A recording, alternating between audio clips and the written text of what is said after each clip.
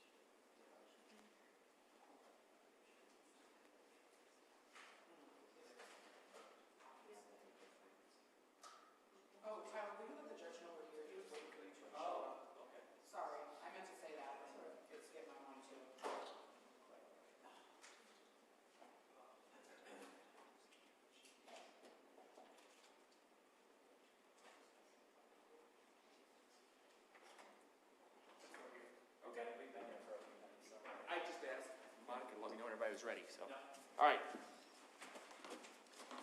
Sit down.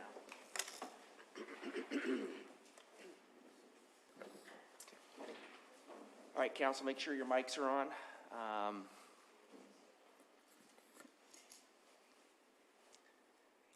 We're on the record. Outside the presence of the jury, we have Mr. Jackson and all counsel present. We're here to make the record on a couple things, I believe. First, at the end of the day yesterday, I believe there was an objection on the record, but related to State's Exhibit 102. And to summarize my understanding, the objection was based on the same grounds as the objection made to the autopsy photos. Is that correct? Yes, Your Honor. The graphic nature of the photo and the prejudice that would come with that is more prejudicial than probative. All right, Ms. Slaughter. Similarly to the arguments I made yesterday regarding the autopsy photos, Your Honor, I think that the position of the body that it was in when found by police officers is relevant to several elements of the case that the state has to prove. I don't think that they're overly gruesome. They're definitely no worse than the autopsy pictures, and so we're resisting defendant's motion. All right, well, we're talking about just one picture here, State's Exhibit 102. I did review the picture. Again, I think it's one part of the investigation, what happened, what was found, what was seen. I do believe it's relevant for that reason and for the other reasons indicated by the state. And for those reasons and the reasons that I already stated on the record for denying a similar motion with respect to the autopsy photos, the objection is overruled. All right. I think the state, you indicated you had something else that was not on kind of the agenda to address. Yes, it's in regard to State's Exhibit 5, but I'm going to pass the mic to Mr. Scheer just because he's the one who discovered it. Okay. Thank you, Your Honor. Your Honor, with regards to State's Exhibit number 5, that is the body cam video of Officer Brown that has the hospital interview. There were few portions that we had all agreed to be redacted out. When reviewing it again last night, I saw that one of the times when Investigator Sarah Lacina was talking to Mr. Jackson about his heart beating too fast and out of his chest was missed. So our IT guy is now working to get those redactions out since those were made in Your Honor's ruling and motion limiting not to have those in.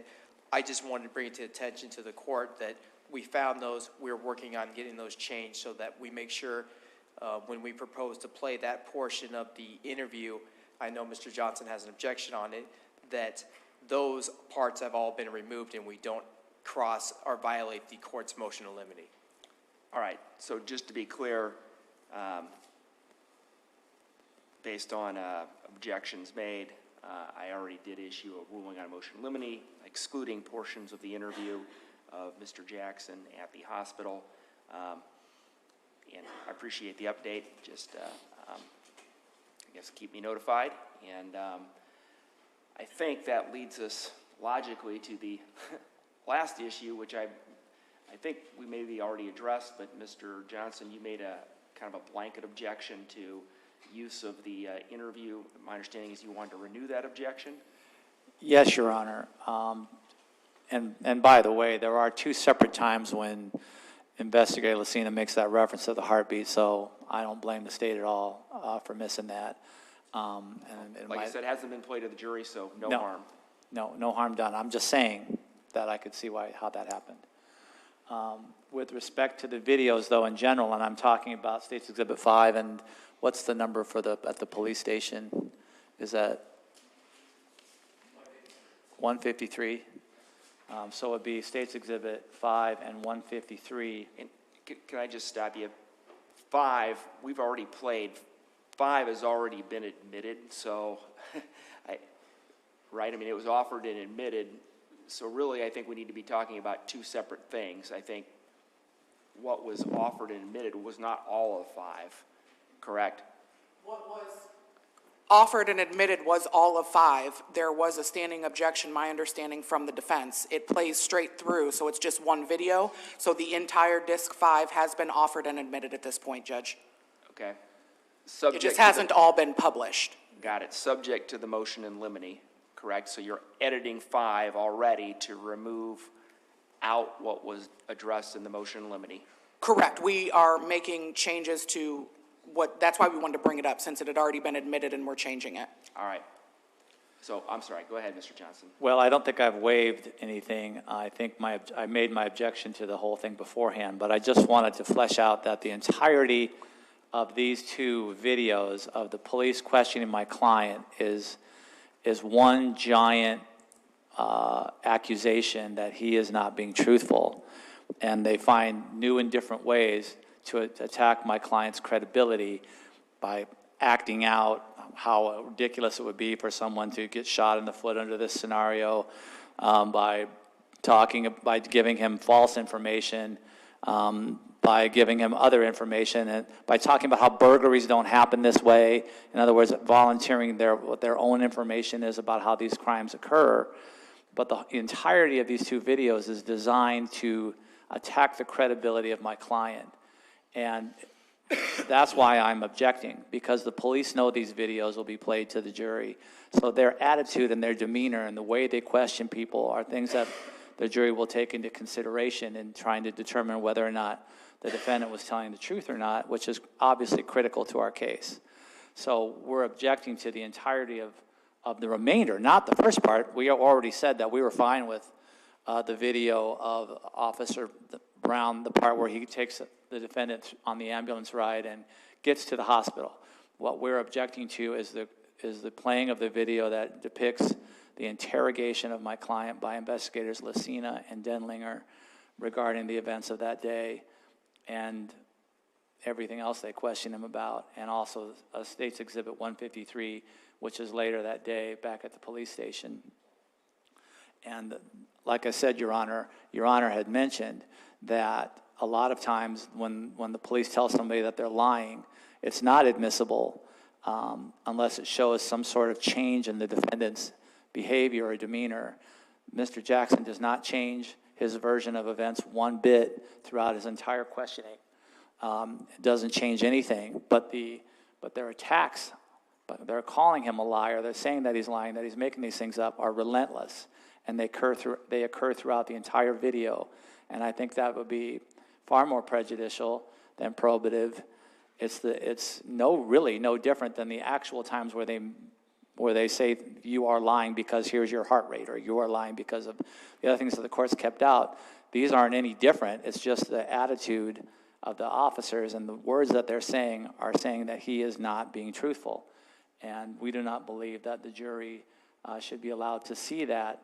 We could proceed on a question and answer basis with Denlinger, with Investigator Denlinger, like we used to do.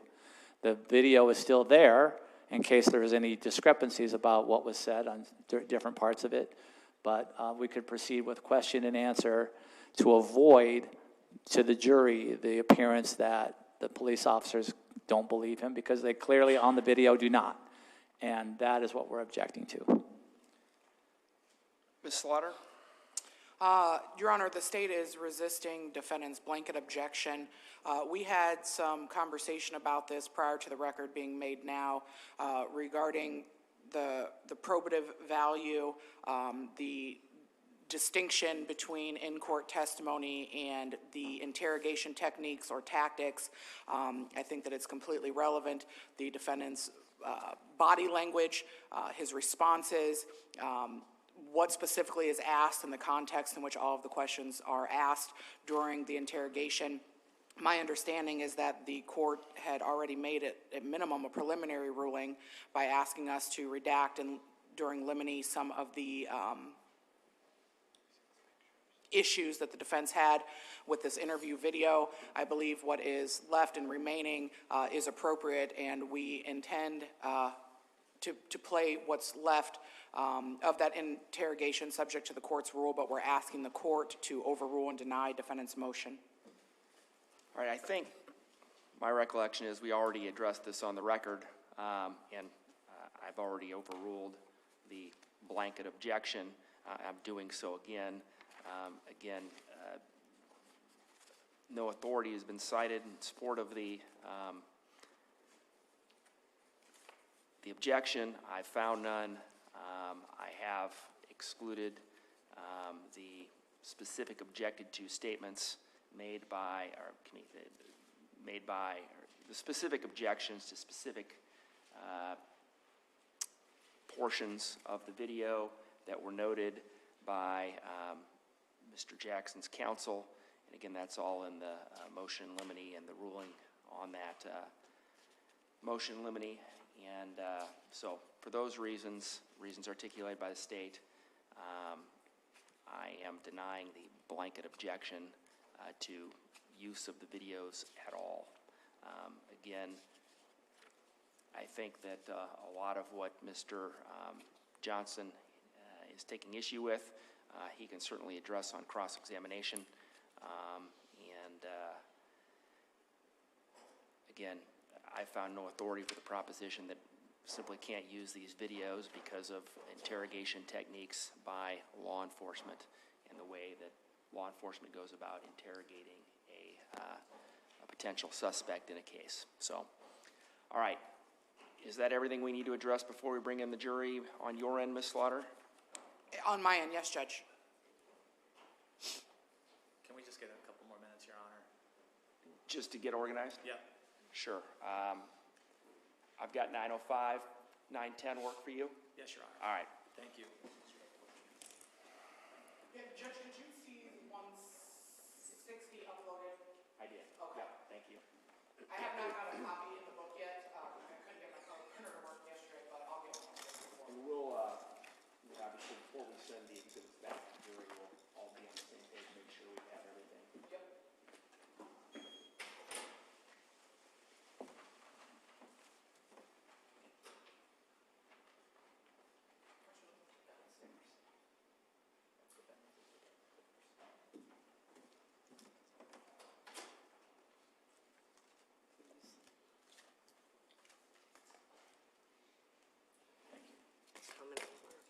Yes, yeah. Just let me have.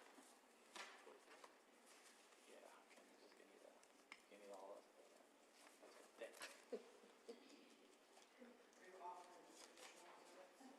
Depending on the cross, yeah. What number are we at?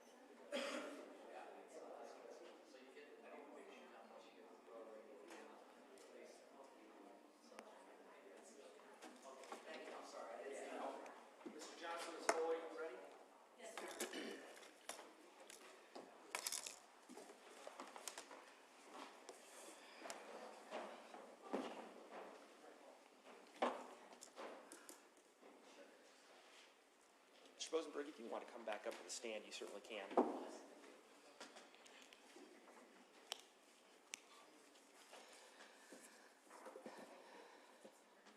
Good morning. How are you? Good. How are you? Colin's aerospace. Yes, yeah. It's completely different.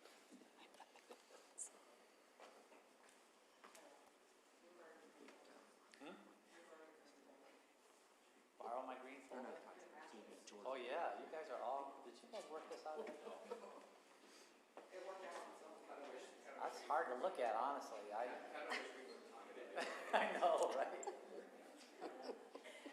green team.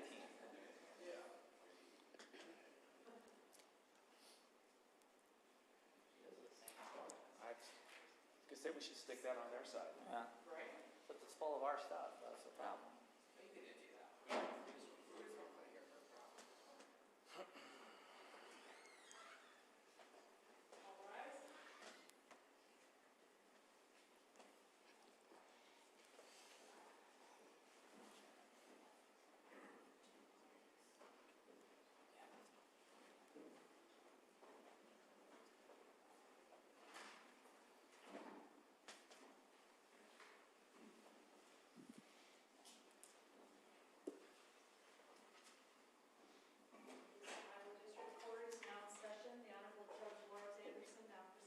Good morning, everyone. Go ahead and have a seat.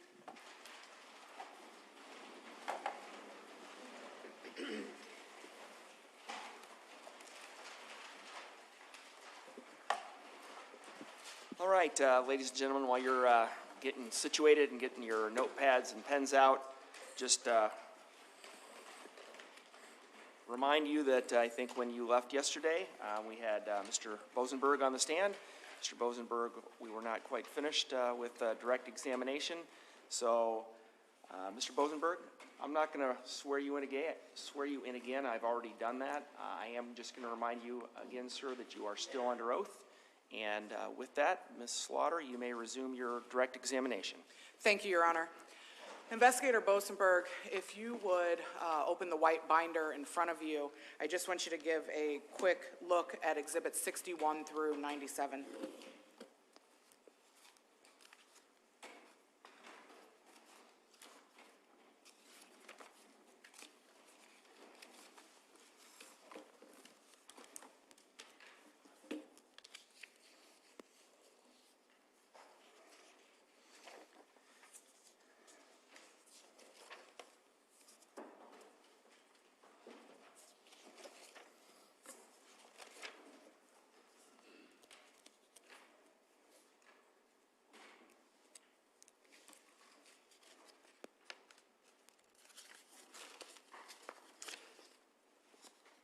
Which one am I going through? 97. 97, okay.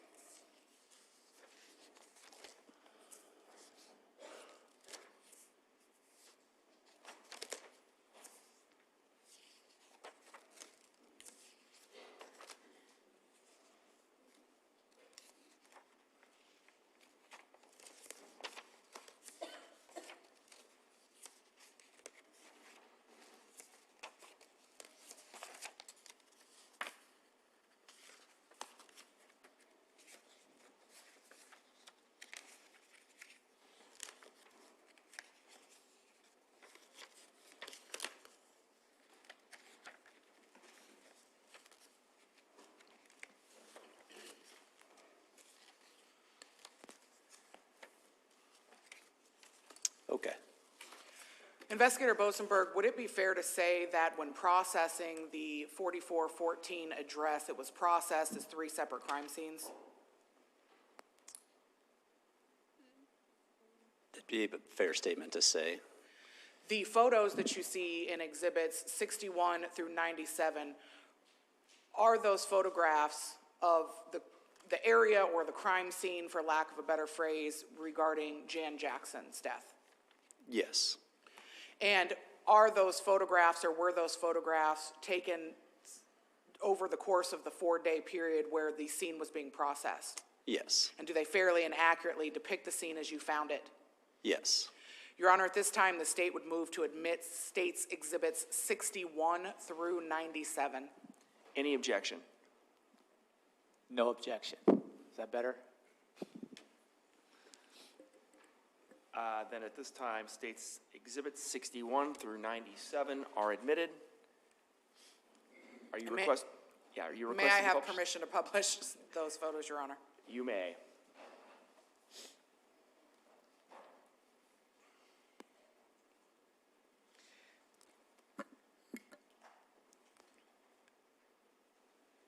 Investigator Bosenberg.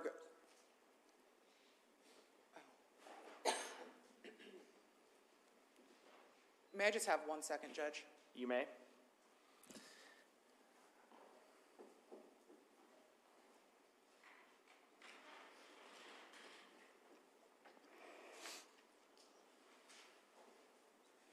That's okay, I didn't notice. Here we go, it's coming. Investigator Bosenberg, looking first at State's Exhibit 61, can you tell us what we're looking at in this photograph? Yes, so this is a picture of Jan on the ground, kind of in the, what I would call like the landing area at the bottom of the stairs. We're looking down the hallway, so we would actually be facing north in the residence. The living room would be off to like our back and right side in this photo. Regarding the blood stains,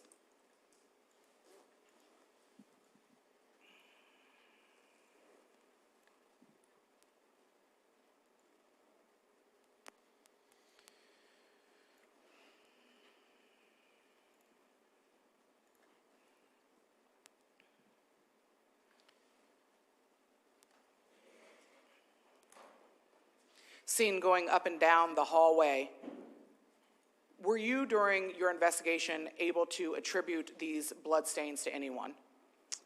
We presume that they came from Alexander. Jackson? Yes. And when you were processing this scene, did it appear that those bloody footprints went in opposite directions, Yes. down and back? Yes. Did you ever find those bloody footprints past the defendant's door into Sabrina Jackson's bedroom? No.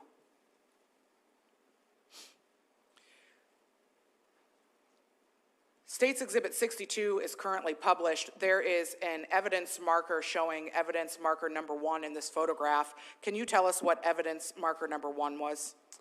That's a cell phone.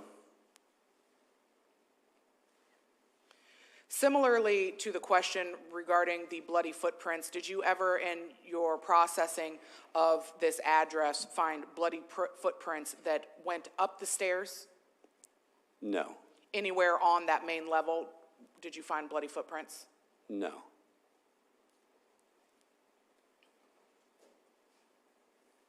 State's Exhibit 63, can you tell us, investigator, what it is that we're focused on in this photograph and from what vantage point it's taken?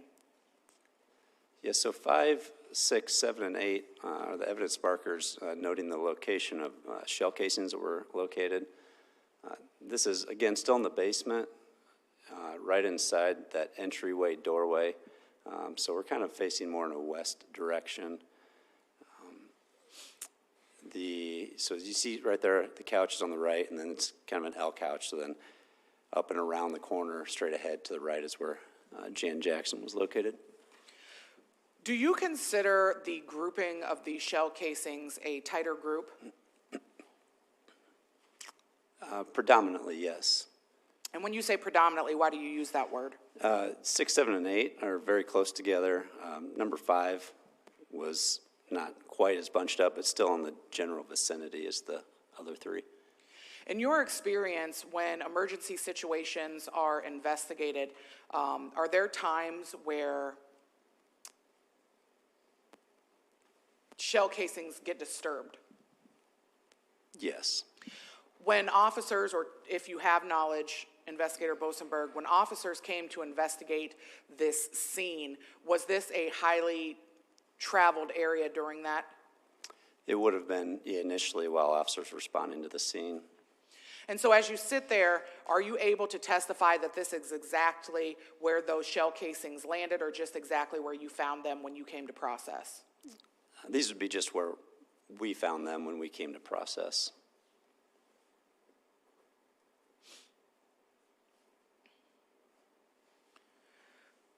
State's Exhibit 64, what are we looking at here? This is just a close-up photo of shell casing marked as number 5. And 65? Same, just an overall of number 6, 7, and 8. 66? Again, just a closer photo of number 6 and 7 where we found them. And number 67? And a close-up photo of number 8. As part of your processing of this scene, eventually were the shell casings found in 5, 6, 7, and 8 collected? Yes. And when you collected them, was there any examination performed on those shell casings? We viewed them, but no in-depth examination. When you viewed them, were you able to determine what brand of shell casings they were? Yes. What was the brand? They were stamped with the R, indicating they were Remington brand. Is the R stamp typical for Remington brand shell casings? Yes. And what caliber of shell casings were these? 22 caliber. In State's Exhibit 68, can you tell us what we're looking at and from what vantage point this photograph was taken?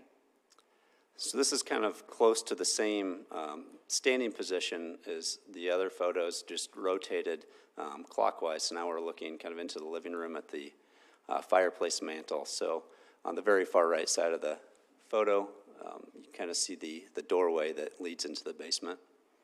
From the backyard? Correct. And zooming in on State's Exhibit 69, is this photograph the same fireplace shown in 68? Yes. And there are multiple evidence markers depicted in this photograph, would you agree? Yes. In evidence marker 9, can you tell us what we're looking at? Yes, so I believe our order of this was number 9 is indicating the loose shell casings, and then number 10 would be indicating the Remington ammo box. And so the loose shell casings that were found on the bottom mantle of the fireplace, can you tell us what caliber those were? They were 22 caliber. And the loose shells or loose bullets that are found on the fireplace, are those also Remington model? Yes. Are the shells that are found on the fireplace consistent with the ammunition that would have been contained in the ammunition box seen in number 10 of Exhibit 70? Yes. So basically those bullets came out of that box. Yes. In State's Exhibit 71, can you tell us what we're looking at here? This is some paper towels that are kind of wadded up. There's some spots on there that have some like black marks on there. Did you form an opinion or draw any conclusions as to what these paper towels or what the black marks on the paper towels, what these would have been used for? Not conclusively, as they sit there now. Investigator Bosenberg is a trained law enforcement officer and someone who handles firearms often. Are you ever in positions where you are responsible for cleaning firearms? Yes. Can you tell us in general, when you're cleaning firearms, the type of equipment or cleaning supplies that are typical that you would expect to see or use during cleaning of firearms? Yeah, so typically during cleaning, like our service weapons, the police department, we would use some type of solvent to maybe break apart some of the dirt, grime, or grease. We would have maybe some brushes.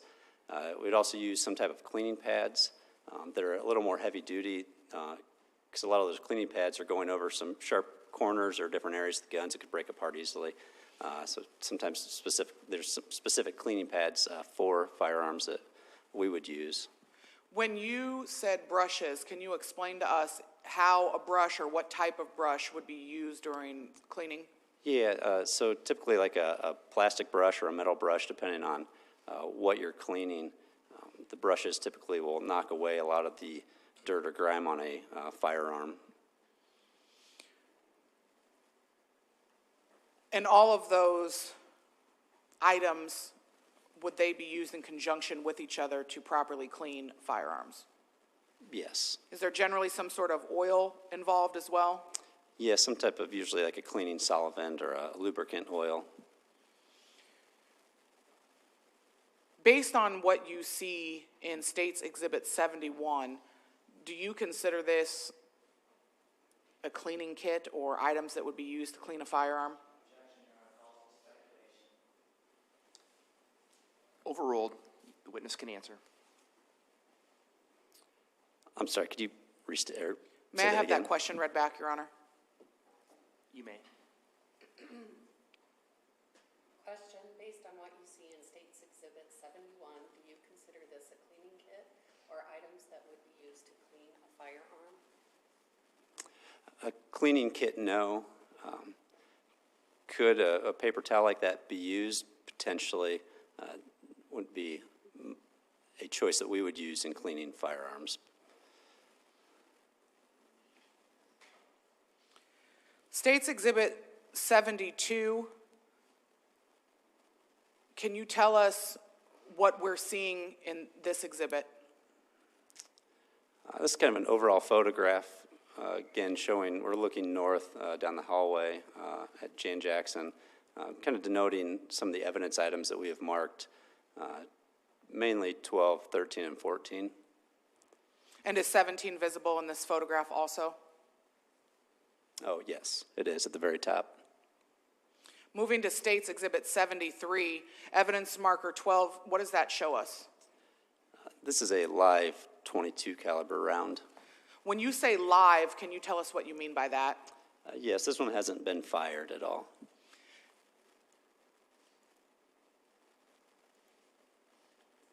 Can you tell us, Investigator Bosenberg, what it is about this item depicted in this exhibit that lets you know that this has not been fired and that it is live? So this one still contains the bullet. On this photo would be on the left end of that cartridge. After a .22 caliber bullet is fired from a firearm, that bullet's ejected and it leaves you just with an empty shell casing. Can you tell us briefly how a bullet works? Sure, in a kind of a basic sense, use this photo as a reference. On the left, you have the actual bullet, and so the right is the casing. So inside the casing is gunpowder. These are considered rimfire cartridges, which means they're struck on the exterior rim, which is different than a centerfire one that you'd see in larger caliber where it would be struck in the middle. But there's a firing pin in the weapon that would push out a firing pin on which would be the right side of this photo. Here? Yes, striking that section, igniting the gunpowder, and then ejecting the bullet from the casing. And so this conic-shaped portion of this item, is this considered the bullet? Yes. Once the firing pin strikes the outside of the shell casing, igniting the gunpowder or firing powder on the inside, this bullet would then leave the shell? Yes. And this conic-shaped bullet, that is what becomes the projectile. Correct.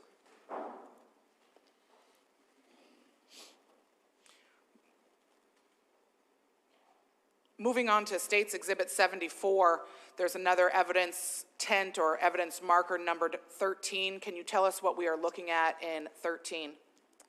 Yes, this is a .22 caliber shell casing sitting next to the rifle. And based on the appearance,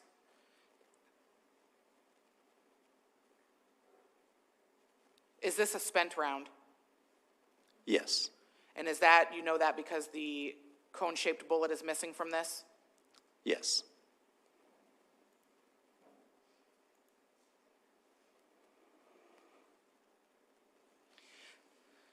State's Exhibit 75, what is being captured by evidence marker 14? Number 14 is denoting the rifle.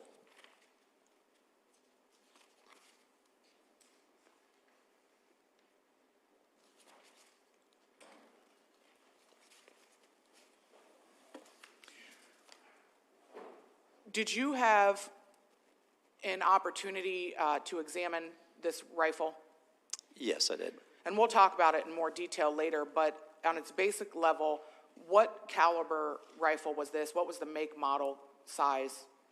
It was a .22 caliber Browning rifle. And being .22 caliber, is this weapon equipped to fire the type of Remington bullets that were found throughout the home? Yes.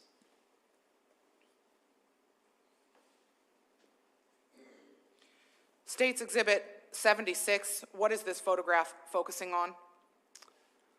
Mainly number 15 and slightly number 16. And in State's Exhibit 15, what are we seeing? Excuse me, State's Exhibit 77, evidence marker 15, what are we seeing?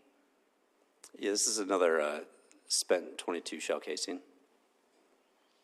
And in State's Exhibit 78, showing evidence tent 16, what are we looking at? 16 is also a spent .22 shell casing.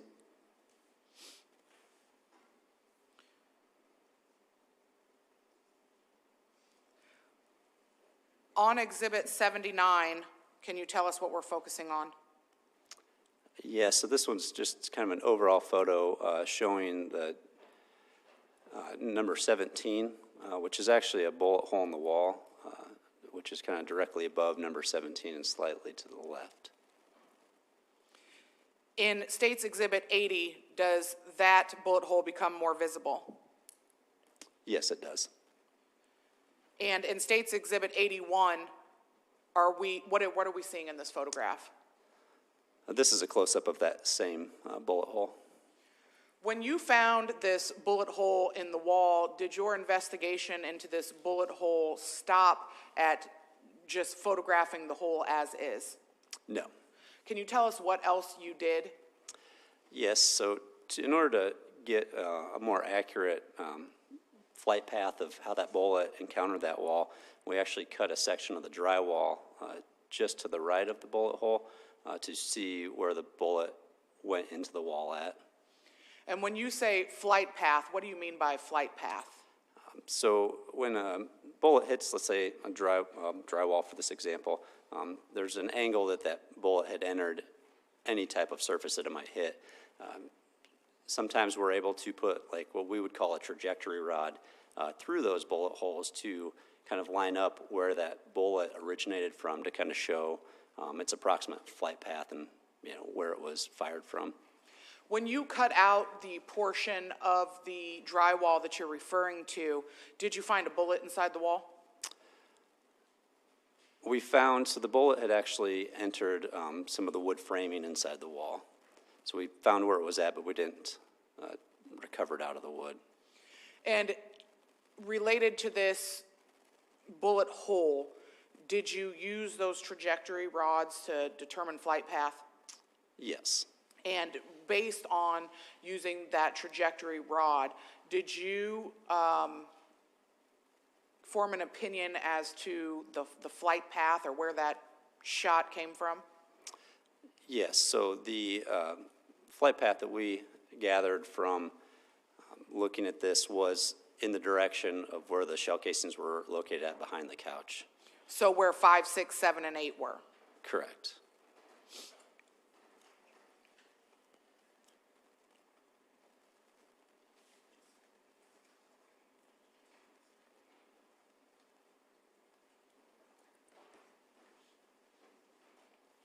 In State's Exhibit 82, can you tell us what we're seeing here? Yes, this is a side view of that entry door in the basement that's coming, the threshold between the backyard and the basement. Can you tell us why you photographed this door? Just kind of documenting the current state of the door and any damages or lack of damages to the door, just kind of an overall documentation photo of the door. And what was your opinion of the current state of the door? The door appeared to be in like a normal working order and fashion to me. Have you processed crime scenes where doors have been kicked in Yes, multiple times? yes. Can you tell us what type of damage you would expect to see on a door that had been kicked open? Yes, so a lot of times on a door that might be kicked open, you'll see maybe some type of denting on the side that was contacted by the kick, maybe some scuff marks from whatever would have kicked it. And then if the door was in a closed position, a lot of times you'll see the latch is actually broken or not aligned properly as how it should be. And typically sometimes framing is broken or damaged. The framing around the door? Correct, yeah, I guess either on the door itself or the framing around the door.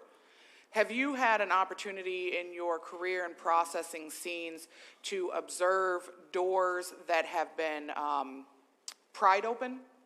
Yes. And can you, when I use the word pried, can you describe what I mean by that? Yeah, typically, like you might use a pry bar to pry open a door, and then you would see a lot of like indentation or pry marks around typically the latch where you would apply that force of a crowbar or some type of pry bar. Sometimes the latch also breaks, but then there's also some damage to the frame where the pry bar would be engaged at. Based on your training and experience, Investigator Bosenberg, did you form an opinion as to whether or not there were any signs of forced entry to this back door? I did not see any of those signs on this door. The back door was not the only point of entry or exit from this home, correct? Correct. During your investigation, did you happen to observe the other doors to the residence? Yes. Did you, on any of the entrance exit doors to the residence, observe any signs of forced entry? No. Did you also, during your investigation of this home, go through and make observations related to the windows? Yes. When reviewing the windows or looking at the windows, was there any sign of forced entry on any of the windows? No. Investigator Bosenberg, anywhere in the house, was there any sign or anything that indicated to you that entry into this home was forced in any way? No.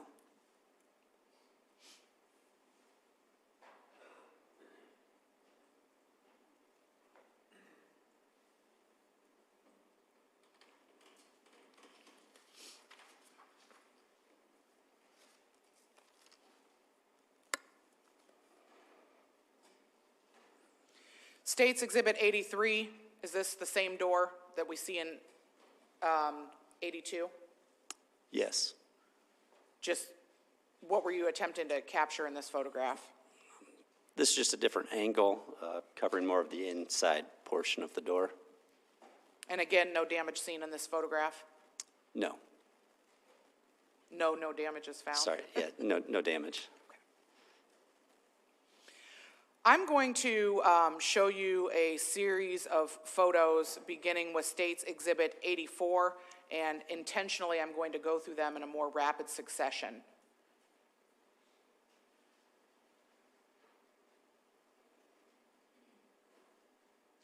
In States Exhibits 84 through 93, is there a man depicted in those photographs? Yes. And is that man you? Yes. Can you tell us who was taking the photographs? Investigator Hardin was taking these photographs. And can you explain or describe the location from which she's taking those photos? So she is behind the L-shaped couch in the same area where the shell casings were located. Can you tell us, Investigator Bosenberg, or describe to us the purpose between taking this series of photographs? Yes, so with the shell casings being located behind the couch and the trajectory rod kind of pointing in that same general direction, in the location that we found Jan Jackson, we wanted to kind of show maybe a vantage point of what the view might have been like from behind the couch to a person walking down the stairs. As you walked down the stairs, was there a period where coming down the stairs you were unable to see the vantage point behind the couch? Yes. Do you recall approximately how many steps coming down the stairs it took before you were able to see that vantage point? I want to say I was on approximately the fourth stair, plus or minus, where my head popped below like the framing and was able to like visibly see the couch area behind the couch.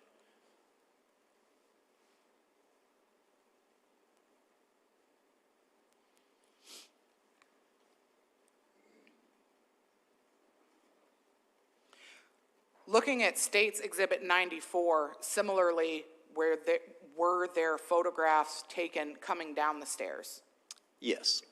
And coming down the stairs, do you recall approximately where Investigator Hardin held her camera? I don't. I know she's shorter than I am, and we have mirrorless cameras, so we typically will look at the display screen instead of looking through the viewfinder of the camera. Exhibits 94 through 97, are those photographs of Investigator Hardin coming down the stairs? Yes, these are the photos that Investigator Hardin took coming down the stairs. And the man depicted in those photographs on the other side of the couch, is that you? Yes. And are you standing in the approximate location of where you found the shell casings, CRPD evidence 5, 6, 7, and 8? Yes. And is that the location in which the trajectory rod from evidence marker 17, the hole in the wall, pointed? Yes. Investigator Bosenberg, if you can flip now and look at States Exhibits 98 through 102.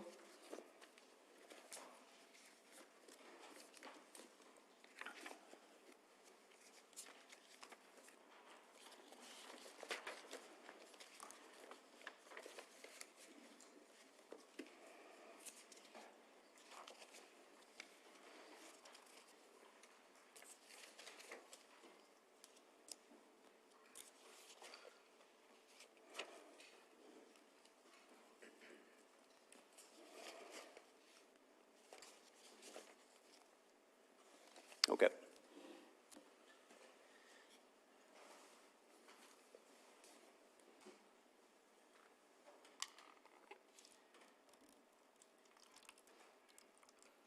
Investigator Bosenberg, after having had an opportunity to look at Exhibits 98 through 102, do you recognize those photos?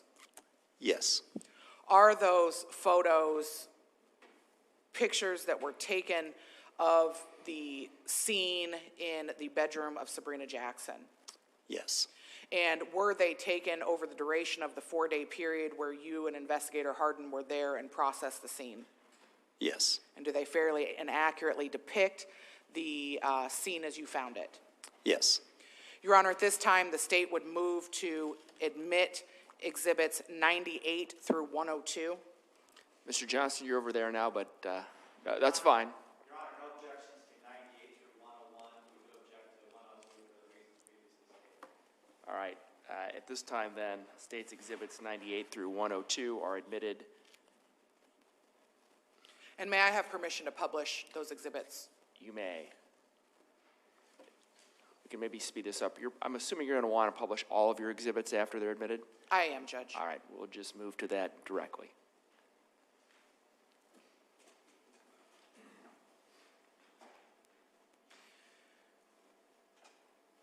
Investigator Bosenberg, looking first at Exhibit 98, can you tell us from what vantage point this photograph is taken?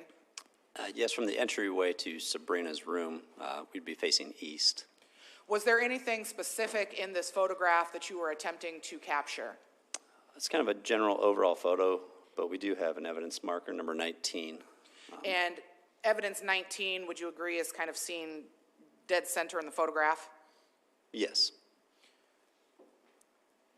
Looking at State's Exhibit 99, can you tell us what this photograph is? This is a close-up of number 19, which is a spent shell casing. Initially, Investigator Bosenberg, when you went in and took photographs in this bedroom, how many shell casings did you find initially? Our initial search resulted in 1. And when you found that shell casing, had you at that time also had an opportunity to view Sabrina Jackson's body in the state that it was laying in the bed? Yes. Initially, how many times did you believe, based on the shell casing and the injury that you saw, did you believe that Sabrina Jackson had been shot? Yes, so prior to any manipulation of the scene, we just noted 1 gunshot wound. And the visible gunshot wound that you saw was to what part of her body? Her left eye. During the processing of the scene, does there come a point where the bodies found, the decedent's bodies are removed from the scene? Yes. After Sabrina Jackson's body was removed from this bedroom, did you find anything additional? Yes. And can you tell us, looking at State's Exhibit 100, what you are focusing on in this photograph? This is, again, from that same vantage point, but highlighting item number 37. In this photograph, it appears that the bedding and Sabrina Jackson have been removed. Is that correct? Yes. Zooming in on Evidence Tent 37 and State's Exhibit 101, is this a shell casing? Yes. And would you consider this a spent round? Yes.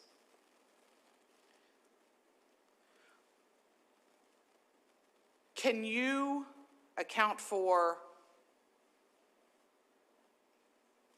how that shell casing got there? No.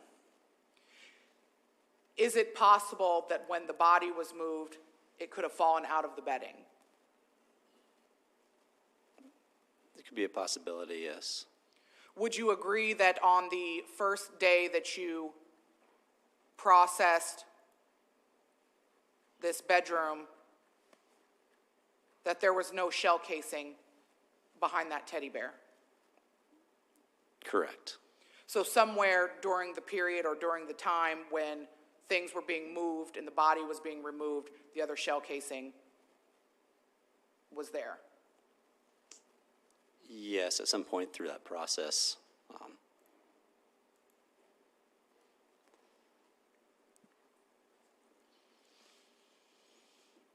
Moving on then to State's Exhibit 102, can you tell us what we are focusing on in this photograph, Investigator Bosenberg? This is Sabrina Jackson laying in her bed as we found her. There is also an evidence tent in the top portion of this exhibit. Can you tell us what that tent 2 depicted? Yes, that would be her cell phone.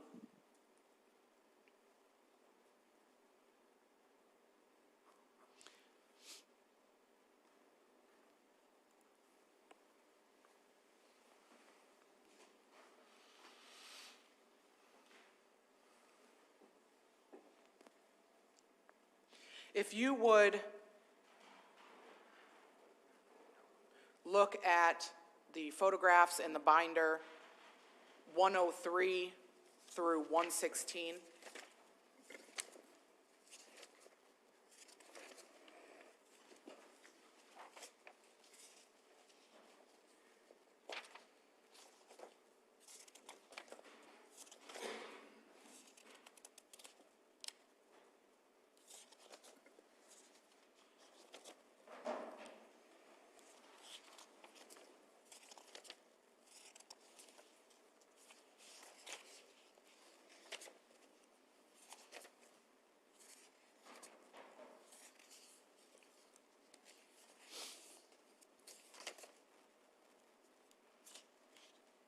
Okay, Do you recognize the photos in those exhibits?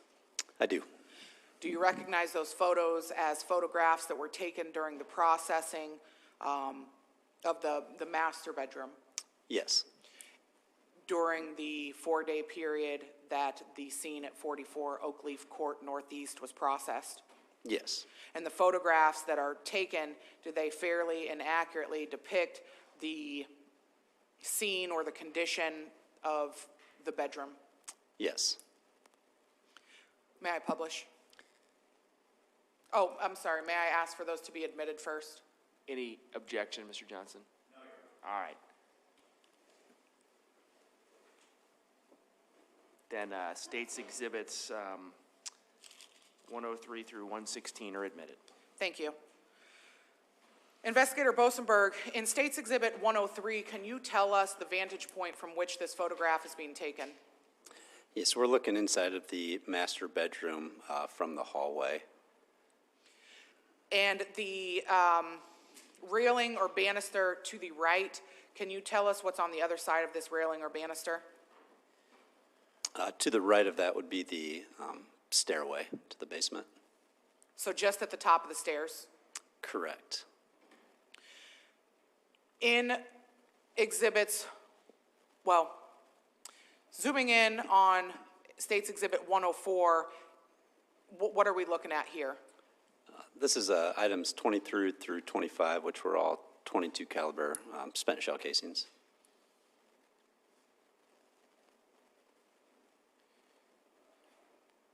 State's Exhibit 105, what are we seeing?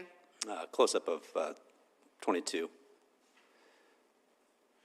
Exhibit 106, Close-ups of casings 24 and 25.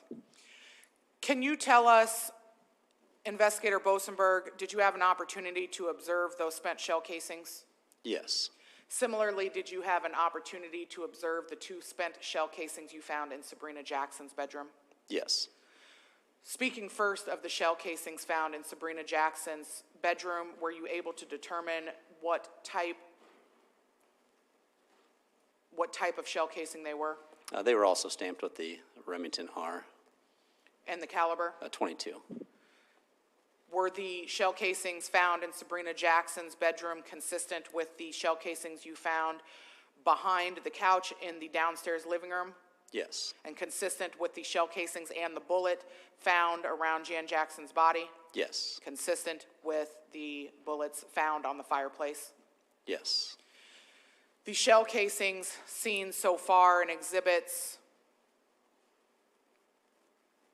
104, 105, 106 from the master bedroom, are those also Remington model shell casings? Yes. Were they also 22 caliber? Yes. And were these consistent with the shell casings found in Sabrina Jackson's bedroom? Yes. And all of the shell casings found in the living room? Yes, Downstairs living room, I apologize. yes, And consistent with the non-fired rounds by Jan Jackson's body and on the fireplace. yes.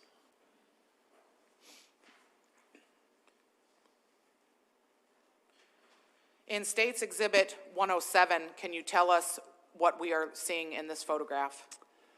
Yes, this is a kind of an overall photograph of where we found Melissa Jackson, and then also item number 26, and then on the top you can also see item number 3. Starting first with item number 3, what is that tent depicting? That is a cell phone. And in item 26, what are we seeing in this photograph? This is just a closer up photo of number 26, which is a .22 caliber shell casing. Just to be clear, when you're looking at the tent marker number 26, there's some specs on that. Would you agree? That is correct. Would you agree that those specs have nothing to do with this crime scene? It's just your tent marker stained? Yes, that was painted on there at some other time. That's a, The shell casing seen in Exhibit 108, marked as 26, is that also a 22 Remington shell casing? yes.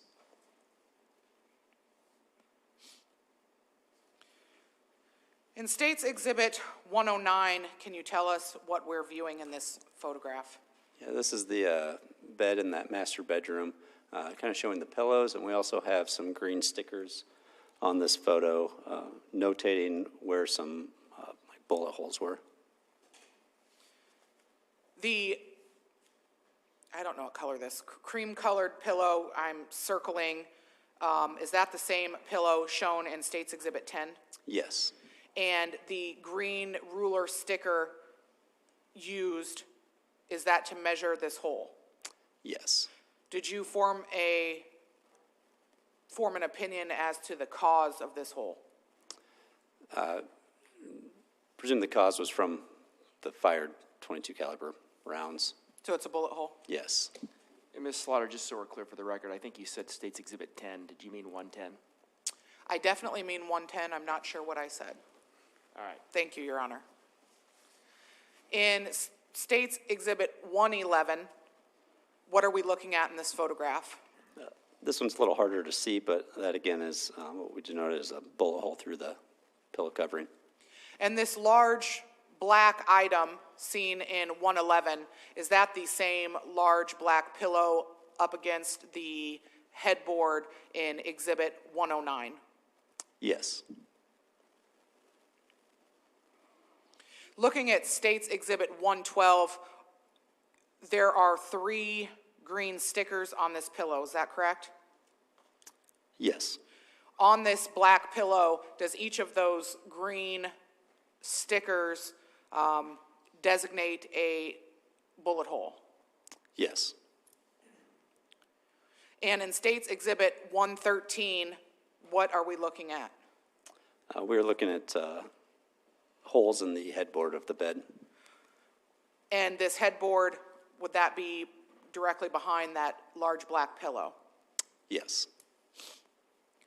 Can you describe for us what is seen and shown or demonstrated in State's Exhibit 114? Yes, we put some wooden rods through those bullet holes to show the approximate flight path of the bullets that contacted the headboard. And when you used those rods in the headboard, can you tell us, first, did you form an opinion as to the directionality that those bullets came from? Yes. And where was that location? From closer to the bedroom doorway, kind of in the location where the shell casings were located. That initial group? Yes. State's Exhibit 15, can you tell us first what room we're in the house? We're now in the living room in the upstairs. On the primary floor? Correct. And what are we looking at in State's Exhibit 15? This photo is showing the location of those 3 holes that we saw on the headboard. They'd come through the drywall on the opposite side. So the headboard sits on the opposite side of this wall that we're looking at. And Exhibit 16, 116, does that zoom in on this area of 115 that I'm circling with my cursor? Yes.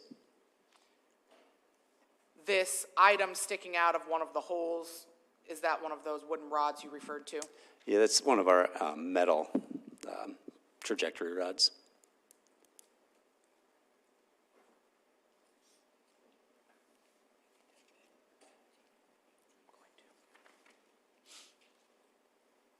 Will you, Investigator Bosenberg, open that book up and look at 117 and 118 of State's exhibits?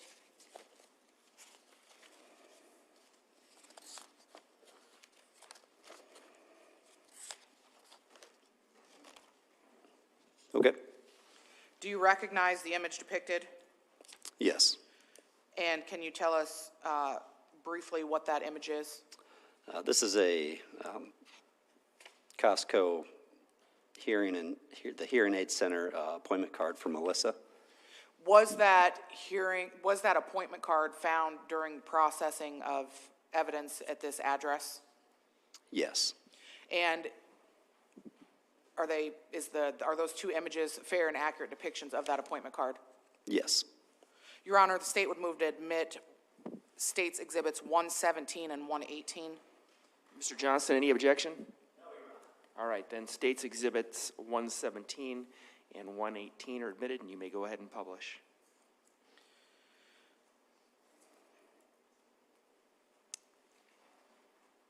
Investigator Bosenberg, the State's Exhibit 117, is that the front of that appointment card that you referenced? Yes. And in 118, is that the back of it? Yes.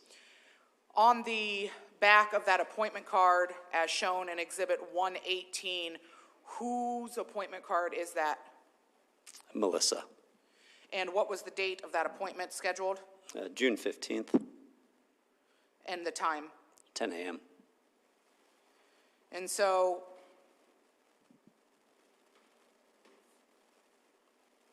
can you tell us, I don't know if you said this, but will you tell us where this appointment was for? For the Costco Hearing Aid Center.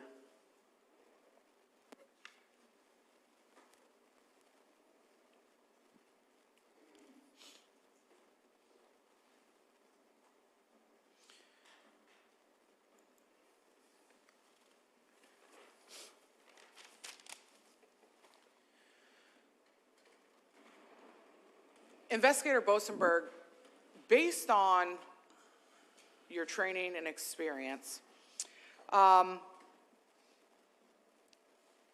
is it typical to see shell casings grouped as tightly as they are in the master bedroom? I suppose it depends on the type of firearm that would be firing the gun or the casings.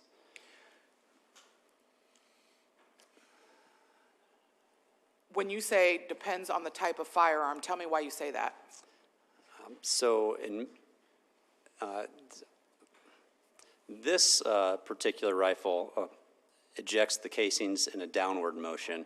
A lot of, I would say the majority of firearms eject casings to the right side of the firearm. Some are upwards to the right or to the right. This particular one fires them in a downward motion. Okay, and so when you say most firearms eject them to the right, is it also true that most firearms eject from the top of the weapon? The top or the side, some rifles will eject straight to the right. Some are kind of at an upward angle. And you've shot, well, have you shot a lot of guns Yes. of all types? Yes. Handguns, Yes.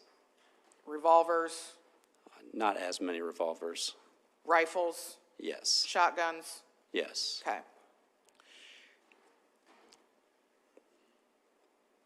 Typically, when firing a top or side ejecting weapon, have you seen the ejected shell casings be dispersed sometimes several feet away from one another? Yes.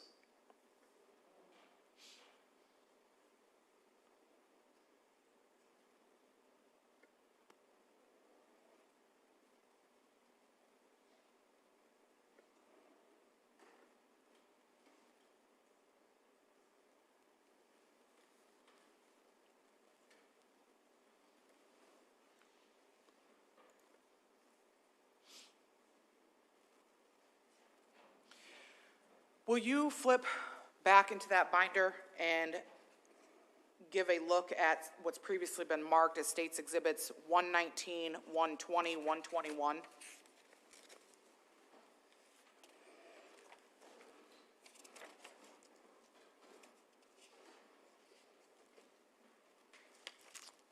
Yes, You recognize those photographs? I do.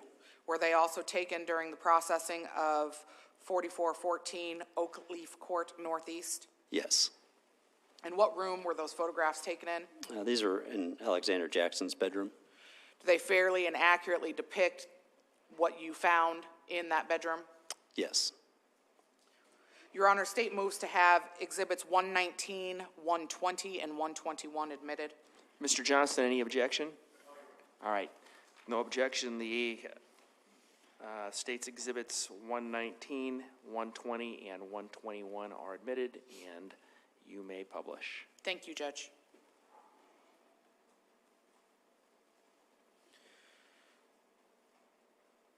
Investigator Bosenberg, looking at State's Exhibit 119, can you tell us the vantage point from which this photograph was taken? Yes, this photo was taken just inside the doorway of Alexander Jackson's bedroom, kind of showing the floor, specifically like item number 18.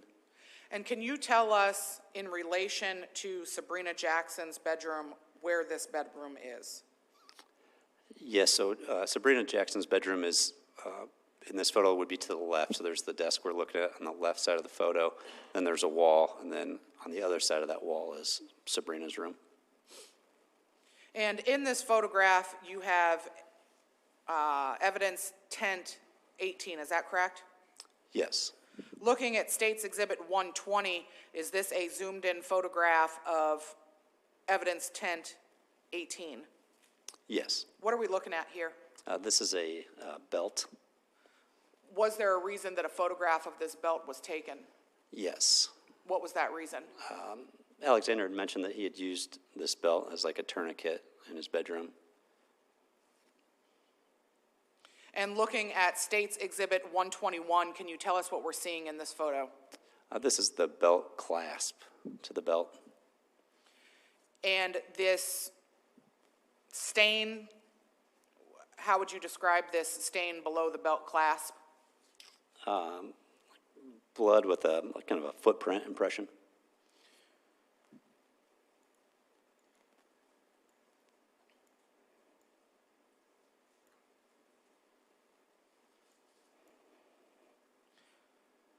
Looking at the same exhibit but zoomed in, do you see red markings on this bottom bed spring, Yes. on the sheet, Yes. and on the wheel of the frame? Yes. Do you see dark markings on the other portions of the frame? Yes. And during your investigation, were you able to determine what those dark markings are? They appeared to be blood to us. The clasp that you referred to, is that this silver object that I'm circling? Yes. And so that clasp came from the belt shown in the previous exhibit? Yes.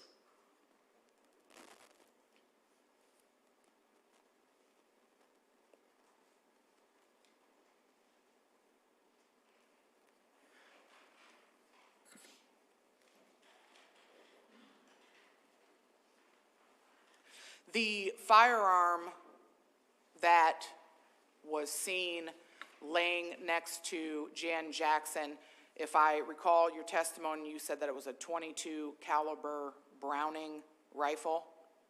Yes. What does Browning mean?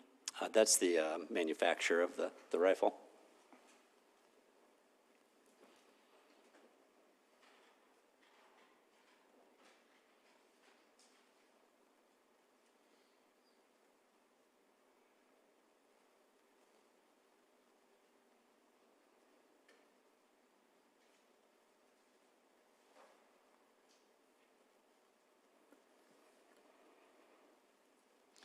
The rifle that was next to Jan Jackson, was that collected as evidence? Yes. And when I say collected, can you describe what I mean by collected? So originally it was photographed in place, and then we eventually packaged it in some packaging material to transport back to the station for further processing. And so you actually take it from the scene? Yes.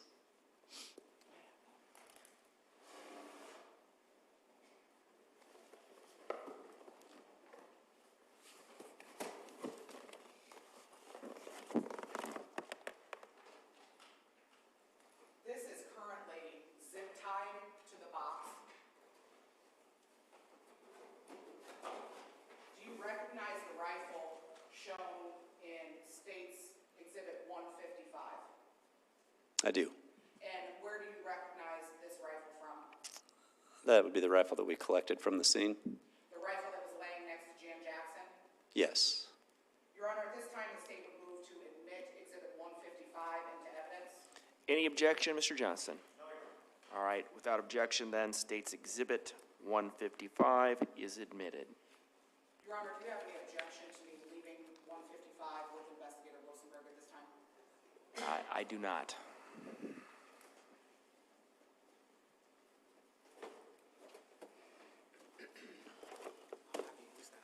All right.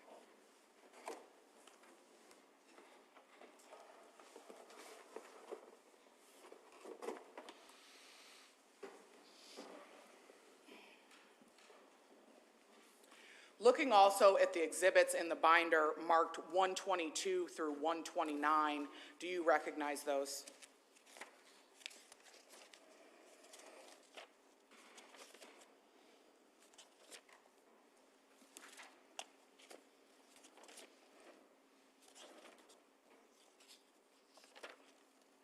I do. The photographs in those exhibits what are they? They're photographs that I would have taken at our crime scene lab. And are those photographs photos that are taken of the firearm next to you? Yes. Are the photographs fair and accurate depictions of that firearm?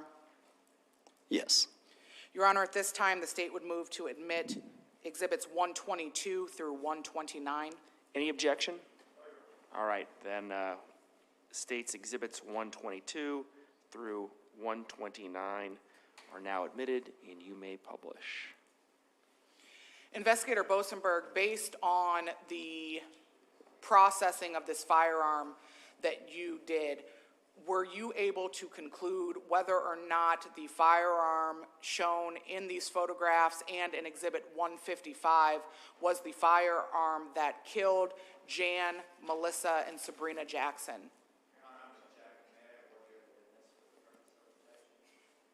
You may.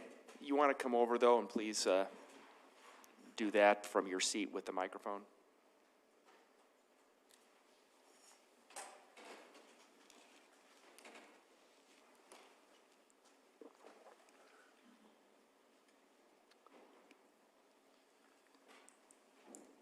Good morning, Mr. Bosenberg. Good morning. You are not a trained person in firearms identification, are you? I'm sorry, could you say that again? You've received no expert training in firearms identification, have you?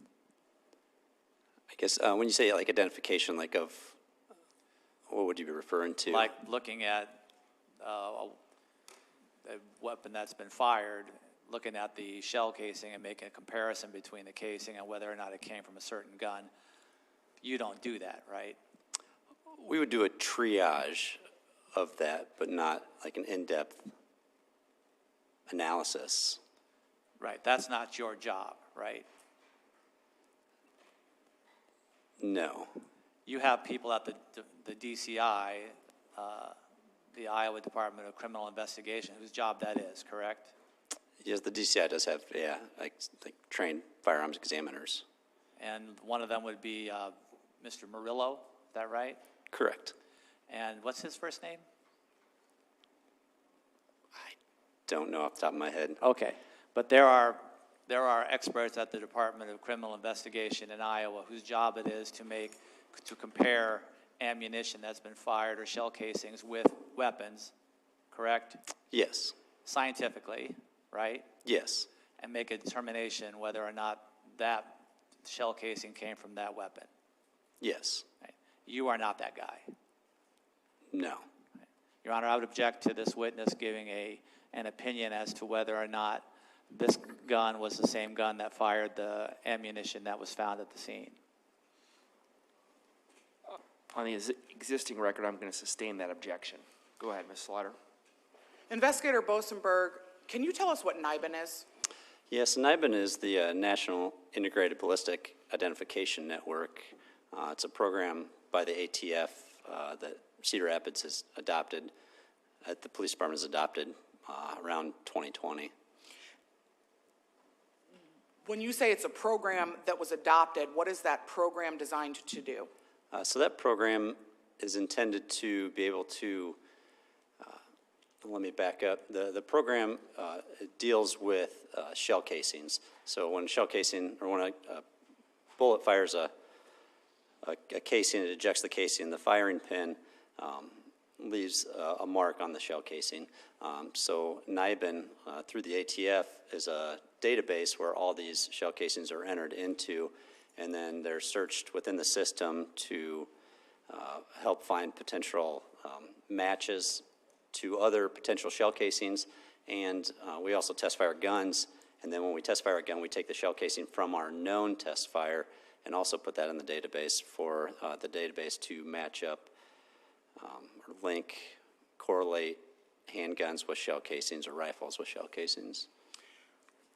So generally, if you go to a crime scene and there are shell casings left at the crime scene, do you then take images and enter images of the shell casing into the NIBIN database? Yes, we will pick like one casing from a representative sample to represent a sample and put that one shell casing into the database. And when you say one shell casing from a representative sample, if in that crime scene 10 bullets or 10 shell casings were laying there, you would confirm that they were fired from the same weapon and only put one in, right? So yeah, we would look at the shell casings, and there's a few different factors we would look at. We would, number one, look at kind of the branding.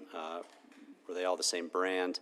Obviously, caliber is a huge indication because a gun will typically only fire one caliber of bullet. So we'll kind of group them. If you have multiple different calibers, then that's an indication that you might have multiple guns. So we'll kind of do a triage on some of those different factors, and then once we have groupings of potential piles of guns, then we will put one from each set into the database. And the shell casings that you enter into the database are ran against shell casings from where? So our database is the whole kind of like Midwestern area, Iowa, Illinois, Nebraska is our database. So all the casings of departments that use the NIBIN program are ran against that set of data. And you mentioned a firing pin impression that's left on a shell casing. Can you explain to us what a firing pin impression is? Sure. So we talked about earlier, the firing pin from like a rifle would press into the backside of the casing, leaving an indentation in the metal, which ignites the process of firing the bullet. And then on semi-automatic firearms, the bullet gets extracted, so that process also leaves some markings on the metal that the ATF has studied and uses in their algorithm to try to link up casings from different areas. Are there other marks on the shell casing that are examined or looked at when looking for confirmatory results or matching shell casings? So typically in like casing, you would look kind of at three different key characteristics. You would look at the firing pin impression, the breech face markings, which is what just the whole flat surface of that firing pin area. And then we would also look for kind of ejector markings, but you don't see those in the NIBIN database because the extractor, you have extractors and ejectors. So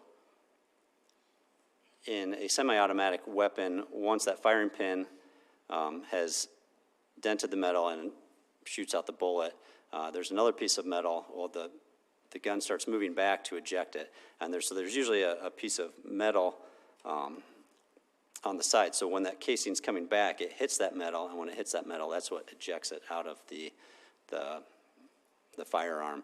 So on semi-automatics, you'll usually have another impression, which is called the ejector mark. And then there's also a third one, the extractor mark, which is on the side of the casing, is what actually grabs the casing and pulls it back to hit the ejector to eject it out of the firearm. In a situation where you have been to a crime scene and are actually able to recover the weapon, do you generally, and I'll talk more about it in detail, but do you generally test fire that weapon? Yes. When you test firing that weapon, are you also collecting shell casings that would be ejected during the test fire? Yes.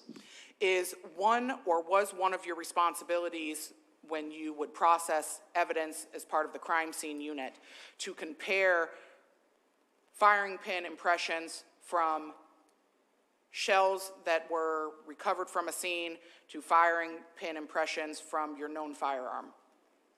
Yeah, we'll typically look at all the shell casings. In this specific case, did you compare shell casings from the crime scene to shell casings from your test fire? They were viewed. We tried to handle these casings as minimally as possible. And again, while viewing them, we kind of grouped them in one group because they were all the same brand. They were all, 22 caliber Remington shell casings. They all had the same shape of a firing pin impression. It's a rim fire, which means that the impression's on the side of the rim of the casing. There's a few different shapes that you can have in the 22 caliber rim fire world, but these all had the same style of shape on their, like the breech face or the firing pin area. So when a firing pin strikes the breech face of the shell casing, it can leave different shapes. Yes, based on the shape of the firing pin. Some are elliptical, Yes. some are round. Yes. What other shapes are you familiar with seeing on there? Sometimes in the rim fires, you'll have more of a square impression that is left. But yeah, you'll have like a square impression or a And did you? oval.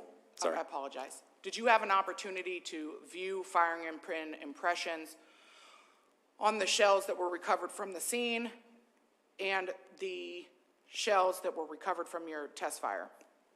Yes. Based on that, did you form an opinion as to whether or not those firing pin impressions were the same? Your Honor, I make the same objection at this time, and if I may voir dire the witness again very briefly. You may. Thank you. Mr. Bosenberg, when you submit these into to NIBIN, do they generate a report then? They do. All right, and did you do that, or did Investigator Harden do that? I am not sure. I believe she might have done the submission on this one, but I would have to check the report to. And have you had an opportunity prior to your testimony today to review that report from NIBIN? I did review it, yes. All right. And do you feel like you are competent to interpret that information from NIBIN? I could interpret what the report says. All right. And you have a copy of that report, do you not? Yes, I do. All right. Thank you, Your Honor. I'll withdraw my objection. All right, then, do we need the question read back at this point? Please.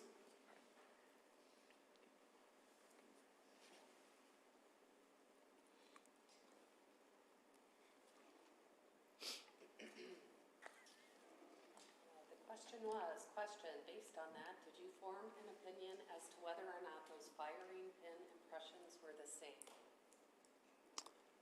Yes, they all had the same. They looked similar, had similar characteristics. And based on your investigation, did you form an opinion as to whether or not the firearm seen in Exhibit 155 was the firearm used in the deaths of Sabrina, Melissa, and Jan Jackson. Same objection, Your Honor, as to the same firearm. The witnesses stated that they had similar characteristics. The objection's overruled. You can answer the question. Yes, And what's your opinion? Is that the gun that killed those 3 people? yes.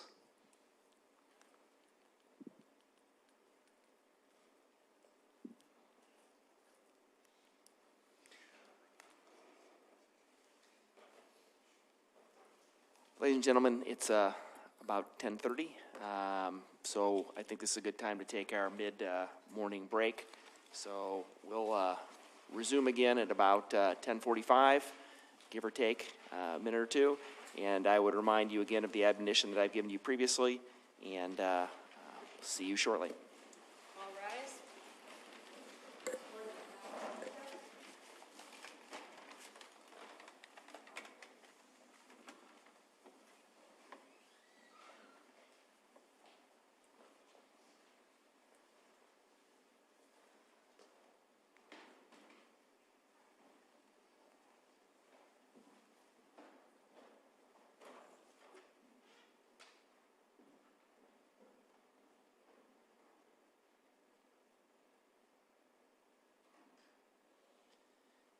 Go ahead and have a seat. Just before we take a break, just confirming or checking, anything you need? No. Yep. Anything you need, Mr. Johnson? No, Your Honor. All right.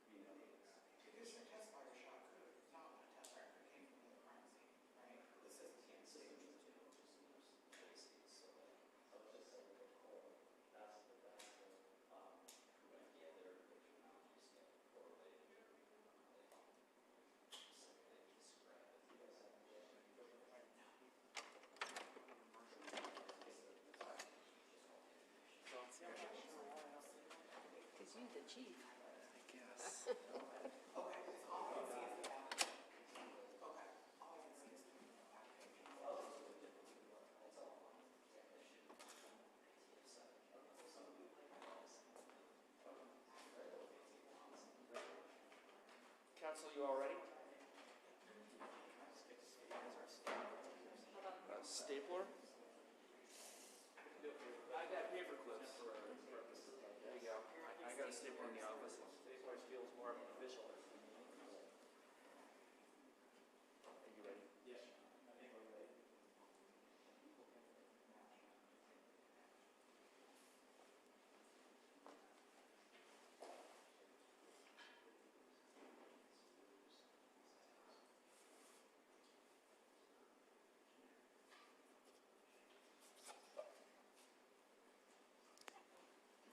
Rosenberg, have you come back on here, sir? Oh, yes, thank you very much. I never used to pull myself off. I started getting the case and I'm sitting there. Some water.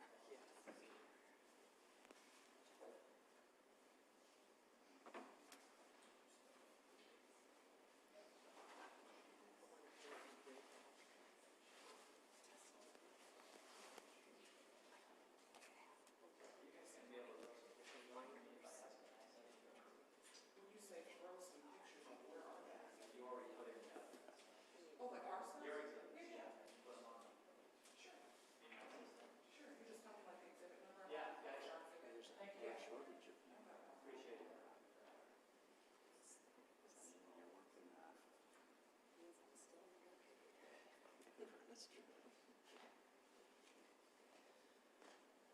Nothing justifies it more than that, I suppose.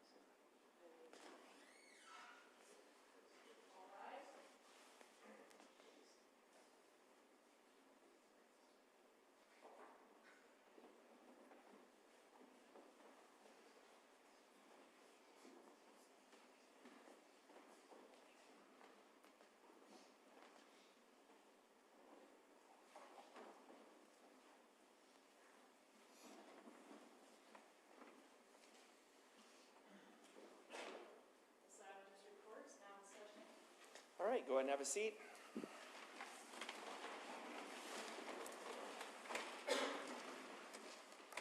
Okay, we are back on the record after our mid-morning break. Mr. Bosenberg is back at the stand, and sir, again, I would just remind you that you are still under oath. And with that, Ms. Slaughter, you may resume your direct examination.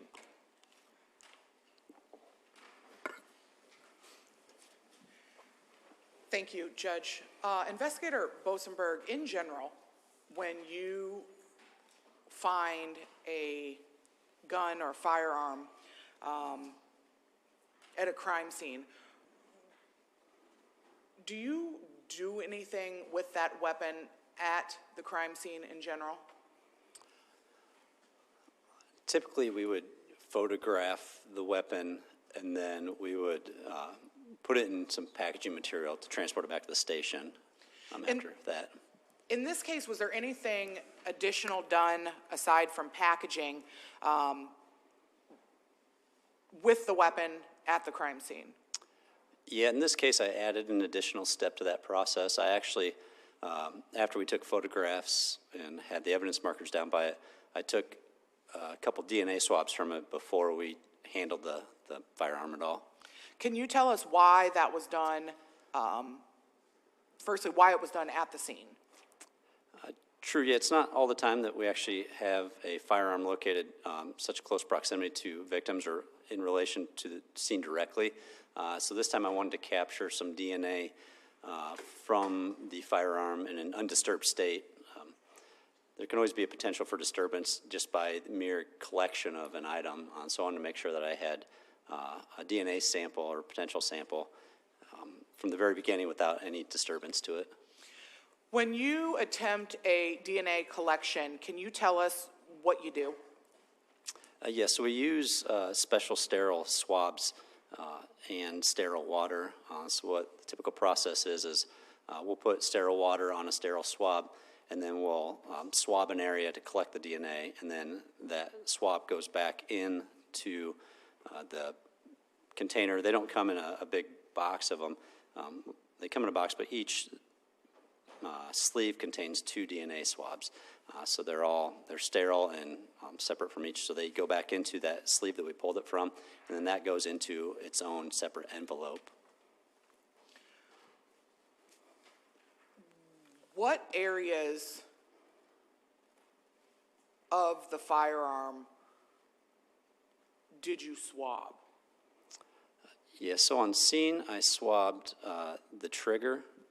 I swabbed the grip behind the trigger, the textured area of the grip, and then what I would call like the foregrip where your forward hand would go in front of the trigger. I swabbed that, and then I swabbed one more area, but I would have to look at my notes again to see where that fourth one was from. If you had an opportunity to review your notes, would you be able to recall what that fourth area was? Yes, Do you have your notes up there? I do. If you would take a chance to review those and let me know once you've had that opportunity. Sure.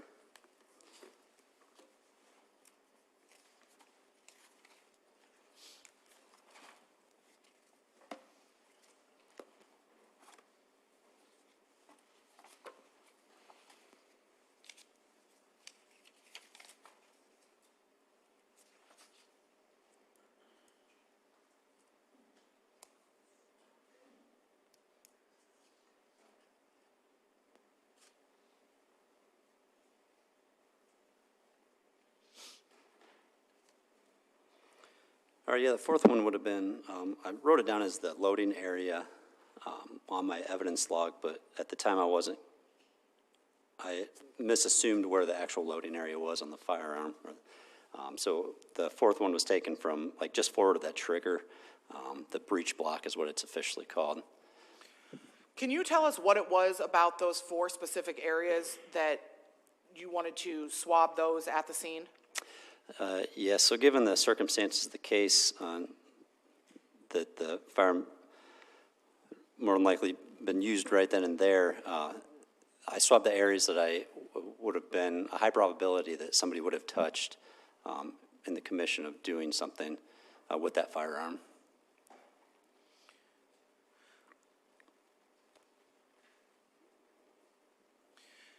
May I have the screen, Your Honor?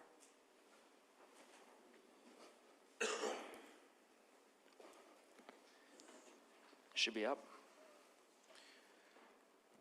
Investigator Bosenberg, looking at State's Exhibit 122, can you tell us what we're seeing in this photograph? Yes, this is an overall of the full length of the right side of the rifle. And where is this photograph taken? This was taken in our crime scene lab.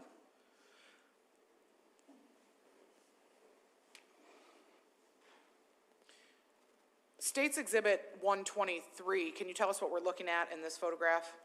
Yes, this is the right side of the stock of the rifle. And 124? The midsection on the right side. In State's Exhibit 124, is it visible any of the places that you just described as being one of those first four places that you swabbed? Yes, Can you use the laser pointer to show us yes. and describe the areas? So the first area, the trigger, would be right here. Another area I collected from this textured portion of the grip. And then we can't quite fully see. Well, I guess one of the other areas was what I had called the loading area initially in my report in this little section right here.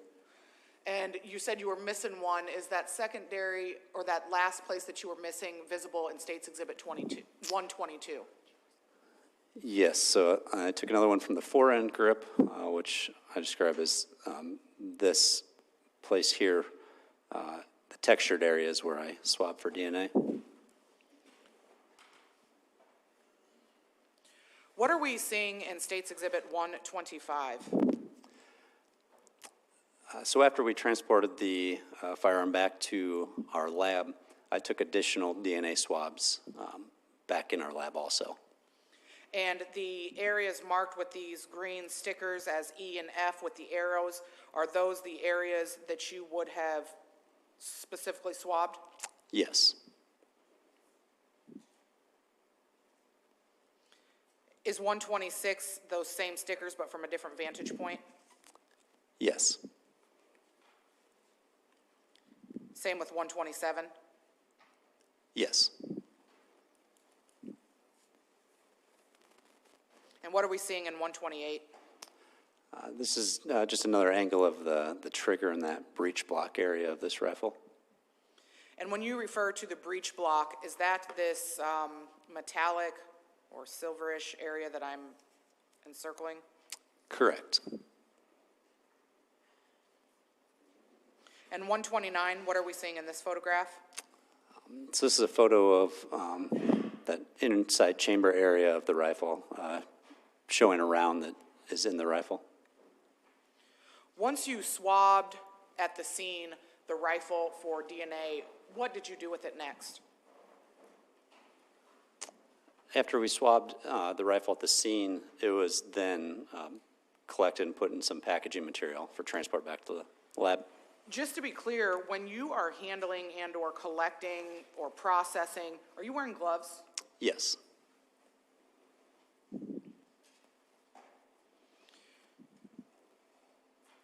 Once the DNA was collected on those swabs, what do you do with those swabs? They're deposited into our evidence division for safekeeping until a decision's made in the future whether or not we send those to the state lab. And some of the swabs that you took from the firearm, were those sent to the state lab? Yes. And upon being sent to the state lab, were they analyzed? They were by the state lab, yes. What, if any, results were returned regarding these DNA swabs that you took from the firearm? Yes, their results came back and said they either didn't find any DNA on the swabs or that the results were inconclusive. Did you receive a report back from DCI that memorialized their findings? Yes. And will you flip to Exhibit 152, two-page document?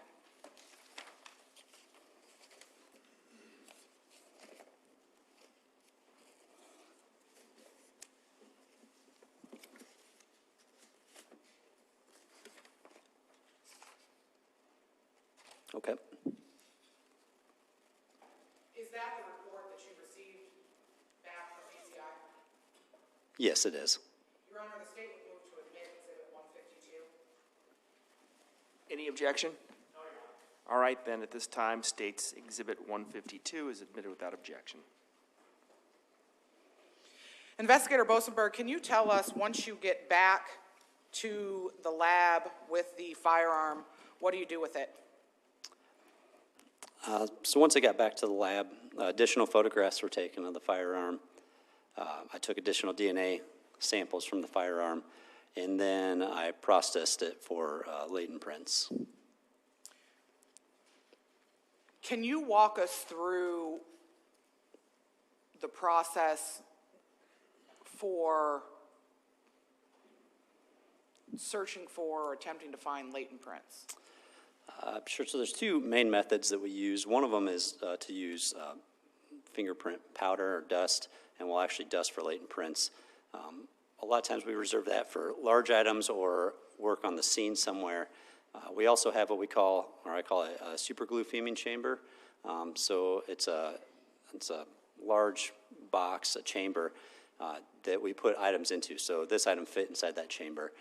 So a lot of times we'll put items in there, and what we do is you add a little super glue to like a heating pad, and when super glue gets warmed up, it becomes a vapor.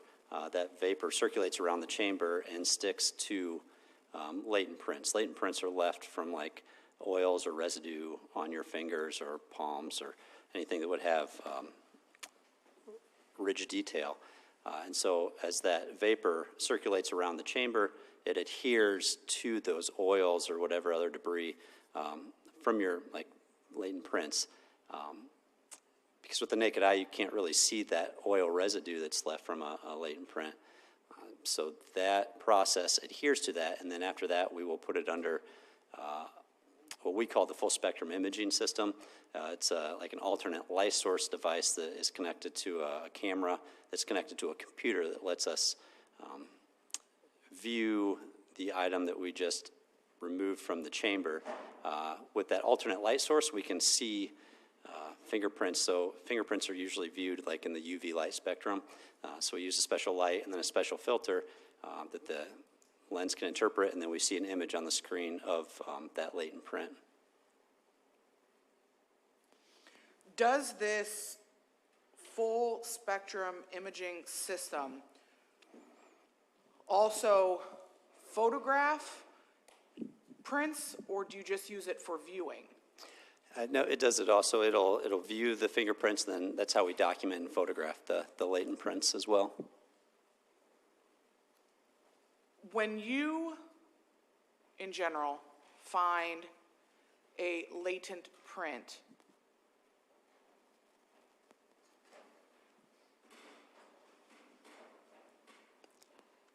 if this doesn't make sense, let me know. When you have a latent print that you find on an object, is one of your goals to compare that to a known print? That is the ultimate goal, yes. And when I say a known print, can you explain to us what a known print is? Sure. So if I refer, like a known print is referred to as a print that we know the origin from. So as people's fingerprints are taken in a controlled environment, such as an arrest or a job application, those fingerprints are known prints because we know the source that the fingerprints come from. And then on the reverse end of that, we call it a latent print. If somebody were to touch a cup and set the cup down and walk away, and we found a print, we know it's a print, but we just don't know the origin of it, and so it would be a latent print. In this specific investigation, did you or were there known prints collected from the defendant? Yes.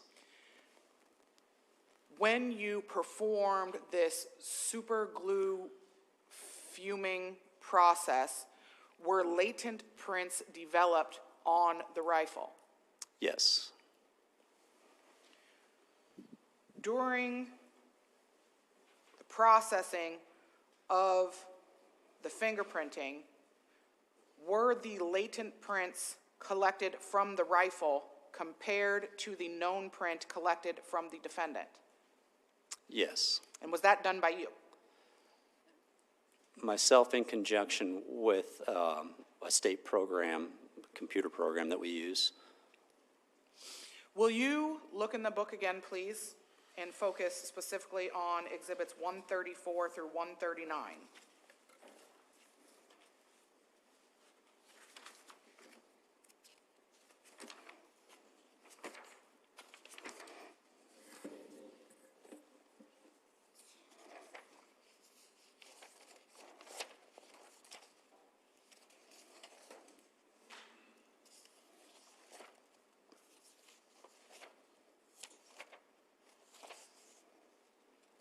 Okay. Do you recognize those photos? I do.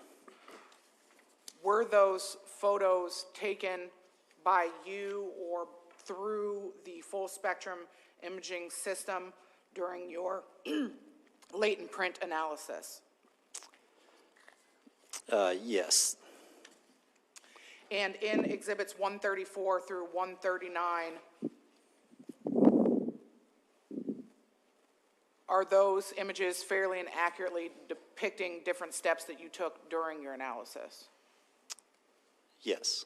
Your Honor, at this time, the state would move to have exhibits 134 through 139 admitted. Any objection, Mr. Johnson? All right, then at this time, exhibits 134 through 139 are admitted. Do you wish to publish? Yes, Judge. All right. They should be up.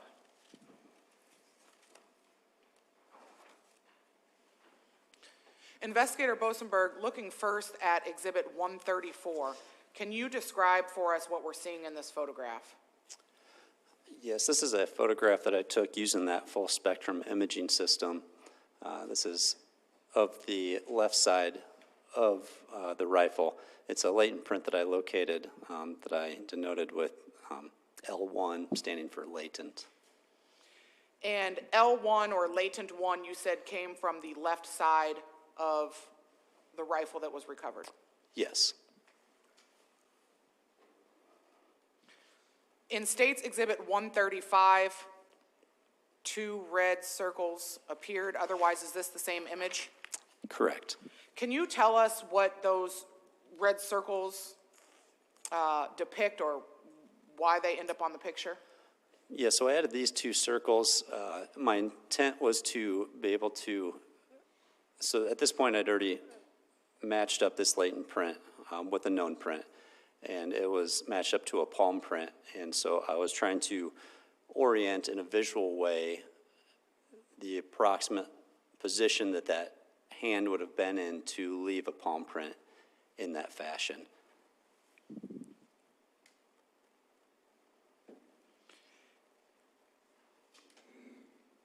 Exhibit 136, is this the same photograph of latent 1? Yes.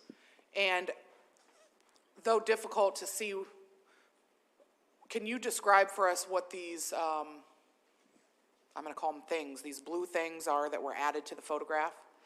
Yes, so these are just a kind of a representative sample of some of the, what I would refer to maybe as data points that I used in my comparison of this latent print to the known print. We look for special areas on these latent prints, typically what we would call like a ridge ending or a ridge bifurcation. There are different areas of the print that we use, and then we find those same areas on the known print. And so this just kind of shows a subsample of the points that I used in that comparison. In States Exhibit 37, there are multiple images. Starting first on the right side of this exhibit, can you tell us what this image is? Yes, that's a known, it's the known left palm print of Alexander Jackson. And just to clear up the record, I mean 137. Thank you. And so this known palm print from the defendant, is this the image that was used to compare to the latent print found on the left side of the firearm? Yes. The blue markings shown on the known print, did those correlate with the ridge detail that you found on the firearm? Yes, those points are the same points on the left on the latent print as they are on the known ones. And that's just like a sample of the total amount of points that I used in that comparison.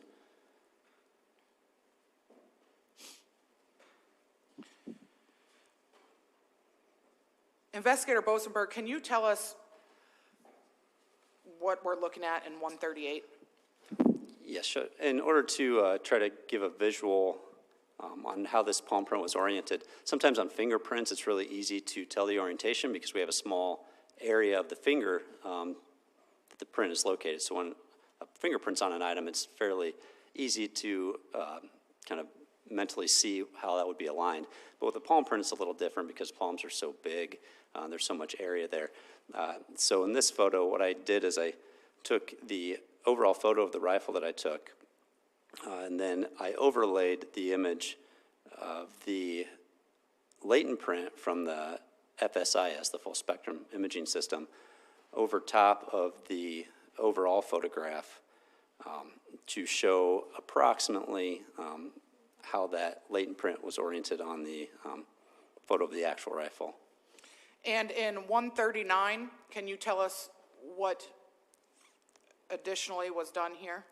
Yep, so then I again overlaid a third image, which is the image of the left palm print. And that's where those red circles, or the circles we saw earlier, come into play. I picked two specific data points that were the same on the palm and on the latent print, and used those to align the orientation of the palm print on the latent print to give a visual of the position which the palm would have been in to leave a print. And the red circles that you're referring to, is one of them here and the second one here? Yes.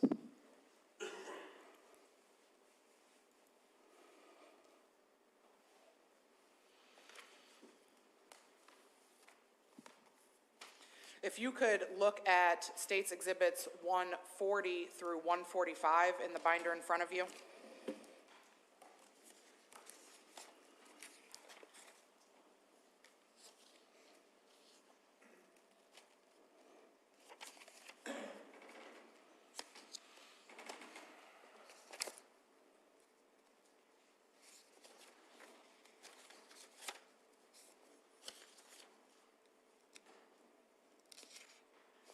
Okay, Do you recognize those photos? I do. And were those photos also taken by you during the latent print processing of this firearm? Yes, they were the photos that I took or processed. And did they fairly and accurately depict the information that you gathered from the right side of the firearm? Yes. Your Honor, at this time, the state would move to have Exhibits 140 through 145 admitted. Any objection?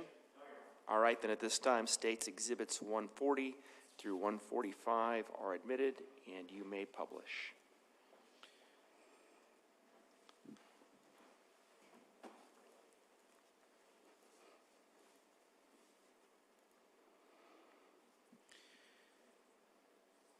Can you tell us, Investigator Bosenberg, what it is that we're seeing in Exhibit 140? Yes, this is the latent print on the right side of the rifle. And when you say the latent print, was this print also developed doing the super glue fuming? Yes.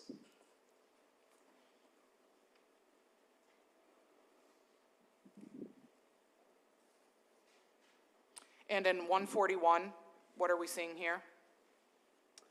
This is that same latent print with those two red circles around two specific data points.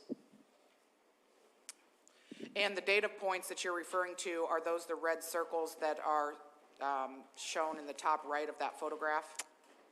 Yes.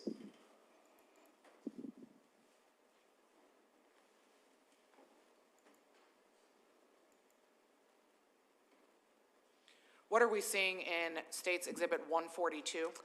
This is similar to that left side, just showing a kind of a subsample of the different data points that I used in the comparison of this latent print to the known print. And in States Exhibit 143? These are those same prints, but on the known print. So is this a known print of the defendant's right hand? It is. And the blue markers would be the same data points that corresponded with the data points in 142? Correct. And in 144, what are we looking at here? These are the previous two images, just in a side-by-side format. And in States Exhibit 145, can you tell us what we're viewing in this exhibit?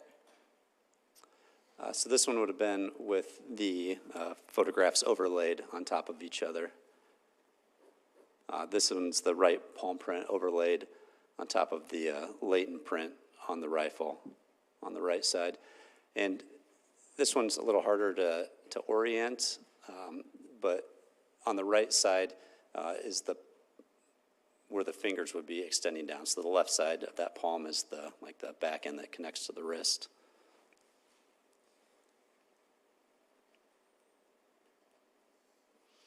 Can you tell us, Investigator Bosenberg, what an ideal surface looks like for the leaving behind of a fingerprint?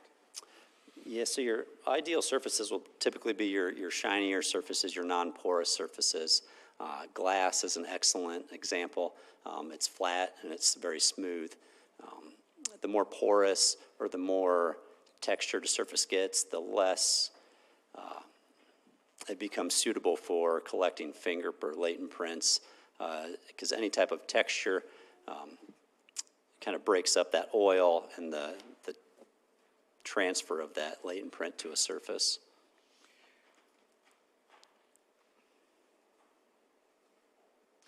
Are prints sometimes described based on the quality of the print? Yeah. How would you describe the quality of the prints seen in Layton 1 and Layton 2? Those two prints were of very good quality. And what makes you say that? There was a large area that they covered, and I know just looking at a standard photo is kind of hard to see some of that detail, but when we're examining these photos, we zoom in to a higher degree to be able to really see some of these points. And these two Layton prints had a lot of that.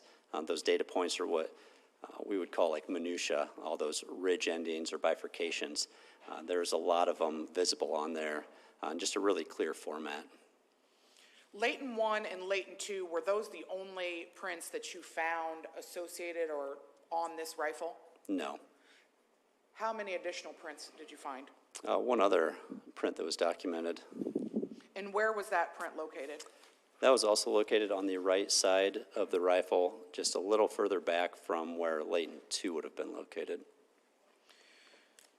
You found that Layton print 1 matched the left palm of the defendant, correct? Yes. And Layton 2 matched the right palm of the defendant. Is that also correct? Yes.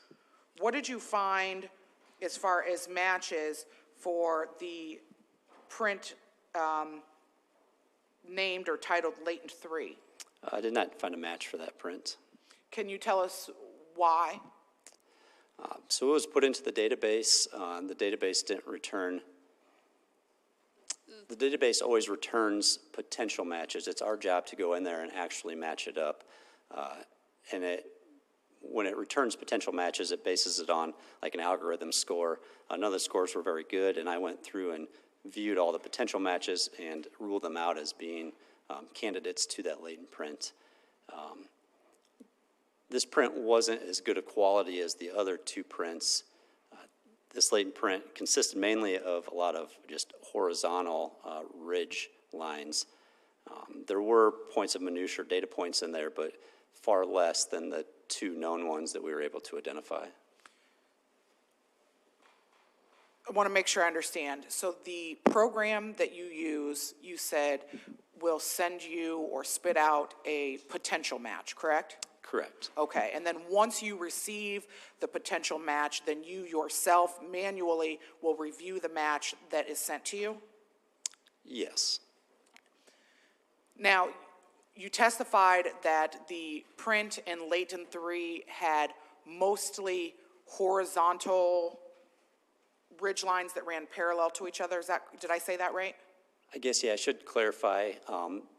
Horizontal is kind of an abstract word to describe it, depending on how you're viewing it, but they were mainly parallel with each other. Opposed to what? What would have made them better? So like, for example, in a fingerprint, there's typically a handful of shapes that you're going to find in a fingerprint that are all within a very small section of your finger. So within just like a few millimeters or a half centimeter, you're going to have ridges on your fingers that are turning and curving and coming together. And so there's lots of different points that we would look at within a fingerprint. When all these ridges are horizontal, there's not a lot of different areas where those ridges could come together to make unique marks. When they're horizontal, you're really just left with one ridge just ending as the top parallel line continues. So it's a little harder to find a suitable candidate for that just because there's less data available overall in a print like that.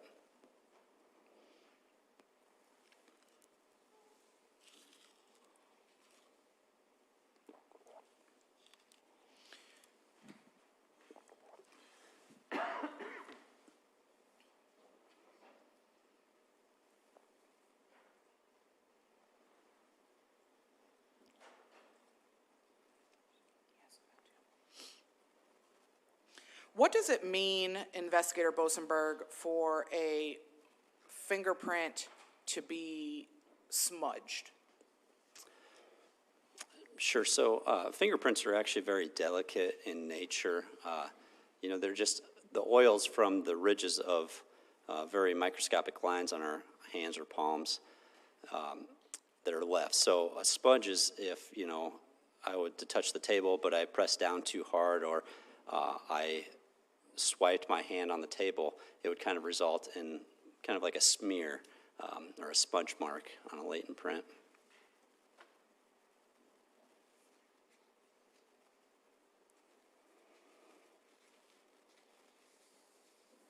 Did you find any fingerprints on this rifle that you would describe as smudged or smeared? Not as like a smearing. There was parts of distortion or heavy pockets of areas around like the two known latent prints, but no evident signs of lots of smearing. What does that mean, heavy pockets? So it's kind of hard to see on some of these photos, but of the known latents, you'll see. Let me stop you for a second. Is there any one of those photos where it is visible that would help if I pulled it back up? There might be, yes. If you go to States Exhibit 134.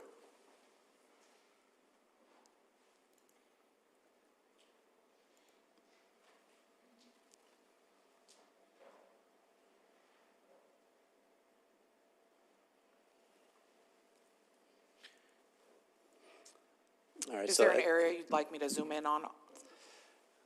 So kind of when I refer to like a heavy pocket, there's two different areas, like down here at the bottom of this one or even at the top.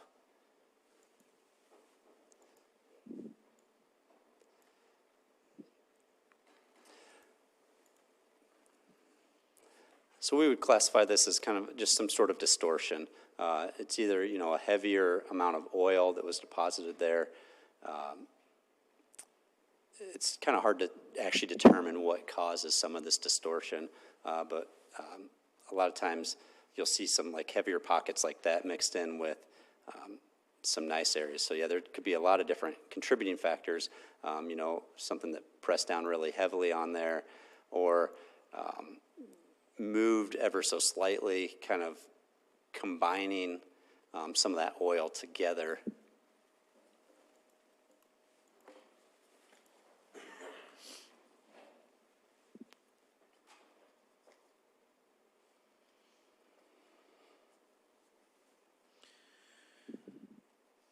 Your Honor, may I approach the witness stand? You may.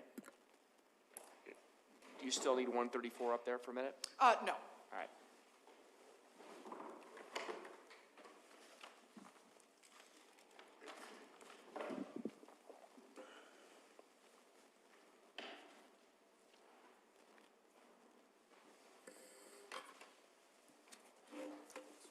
Thank you. Investigator Boster, will you cut the zip ties on 155 on that rifle, please? Sure.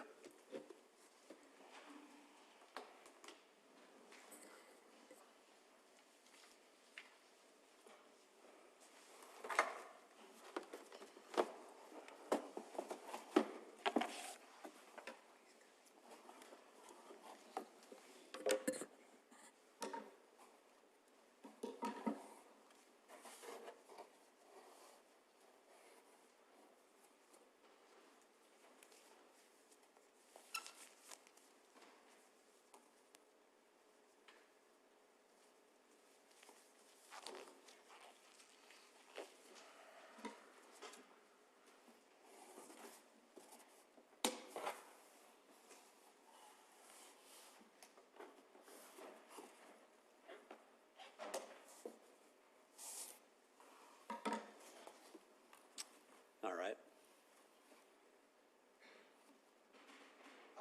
If you would come down to the well, please. Sure. With the rifle? Yes. And Ms. Slaughter, your microphone's not on.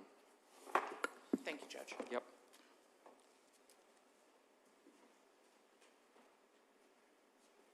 Investigator, double check and make sure that weapon's cleared and that it's not loaded.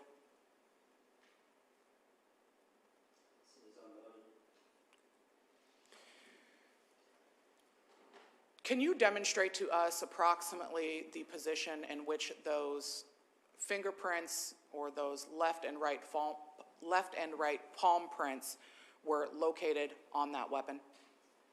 Sure. So if you remember from the photos, it was the lower left, the lower portion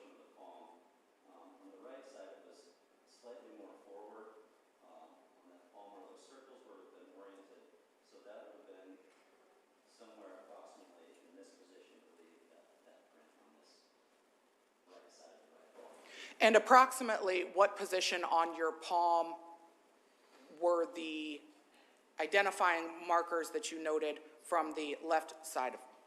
So then, again, same on the left side, we referred to two different points that were kind of on that lower bottom side of the palm. Those were situated just slightly further back on this left side, just a little bit further back from there, kind of in a position around like here.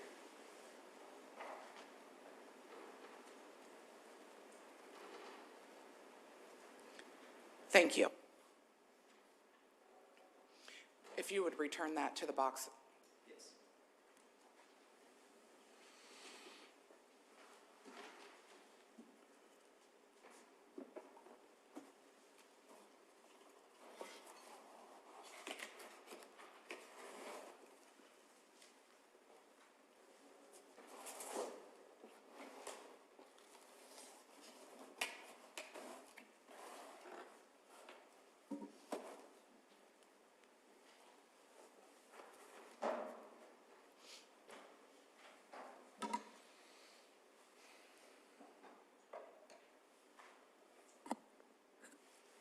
Unless you like the latex, I don't need it anymore. Perfect, thank you.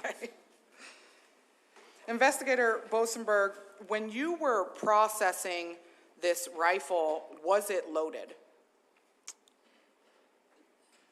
It was loaded at the beginning of the processing, then we I- unloaded it. I asked that poorly. When you received the rifle from the scene, were there still bullets in it? Yes, And how many were there? 3.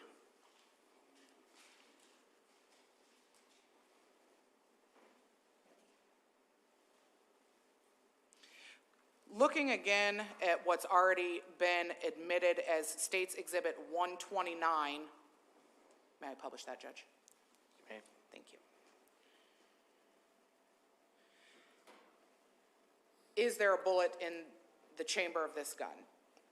Yes, And the bullet that we're referring to, is that this brass object here?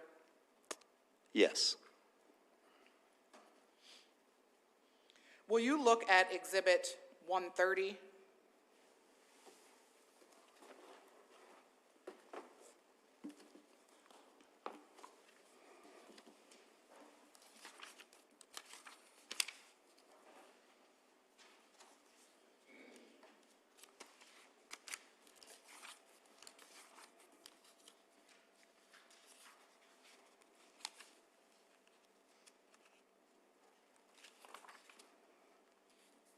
okay, Is the image in 130 a photograph that you took yes, during the processing of this rifle? yes, Fair and accurately depicts. yes. Your Honor, State would move to admit Exhibit 130. Any objection to 130, Mr. Johnson? All right, State's Exhibit 130 is admitted, and you may publish. Can you tell us what is in Exhibit 130, Investigator Bosenberg?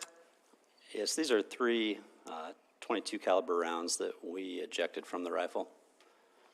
And when you ejected them from the rifle, did you observe them to the extent that you could tell what their caliber was? Yes, And what was that? 22 caliber, And what was the make of these bullets? Remington. And were these the same size and make of the ammunition that was found on the fireplace at 4414? Yes,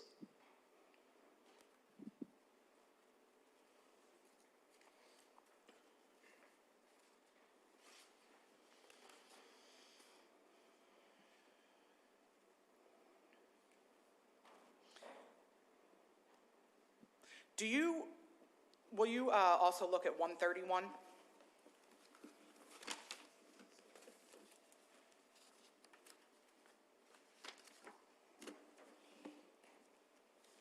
okay. And can you tell us, well, was this a photo that you took? Yes, Your Honor,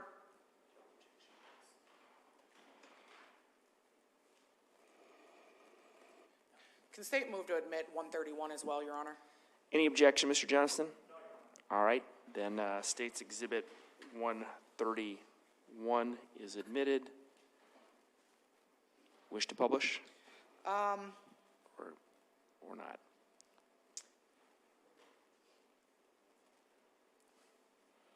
Not yet, Judge. Thank Okay. you. Investigator Bosenberg, after you processed the firearm for prints and DNA, did you also test fire this weapon? Yes, I did. Can you tell us all of the purposes for test firing a gun? Yes, this case had multiple purposes. One is to collect a sample of a shell casing that we'd call, a known shell casing from that firearm. So that was one purpose of test firing it. The other purpose was to get an accurate depiction of how this firearm ejected its casings after being fired. And can you describe for us what your findings were in regard to how this specific firearm ejects the shell casings? Yes, this one's a bottom ejecting firearm. So when the round is fired, the casing actually kicks out from the bottom of that breech block area that we saw in the photos. So if you're in a horizontal position, so if the gun is facing forward, the casing would eject down and straight ahead. It's kind of at a forward angle, but not steep enough to be like a 45-degree angle. How many times did you fire the weapon during your test fire? 4 times. Can you explain to us what a semi-automatic gun is? Yes, so a semi-automatic is a firearm that once there's a round in the chamber and you pull the trigger, the firearm will automatically eject that shell casing and load another shell casing. You don't have to manually manipulate the firearm each time you shoot it, minus pulling the trigger.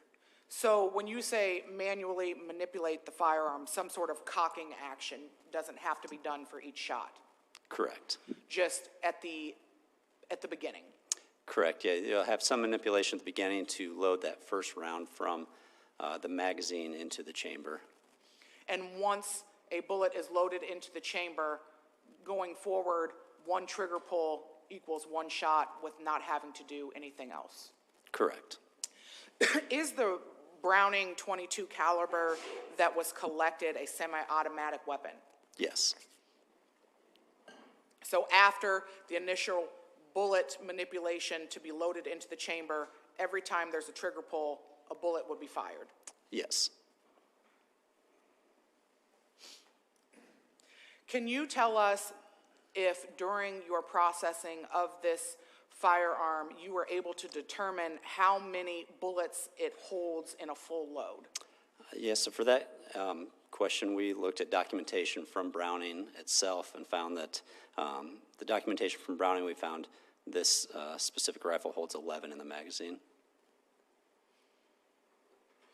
Based on the evidence that you collected at the scene, including the number of bullet wounds to Jan, Melissa, and Sabrina Jackson, did you form an opinion as to whether or not during these killings that firearm had to be reloaded? Yes, there would have had to have been a reload at some point in the process.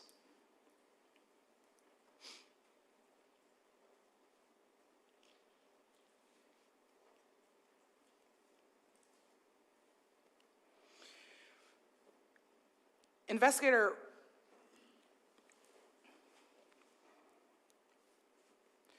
is there any way for you to fathom a guess on how many firearms you've test fired in your career? Easily over 100. I think in 2020, I probably alone processed 80 different firearms throughout the 2020 year. My numbers in 2021 were probably roughly around 80 or slightly over.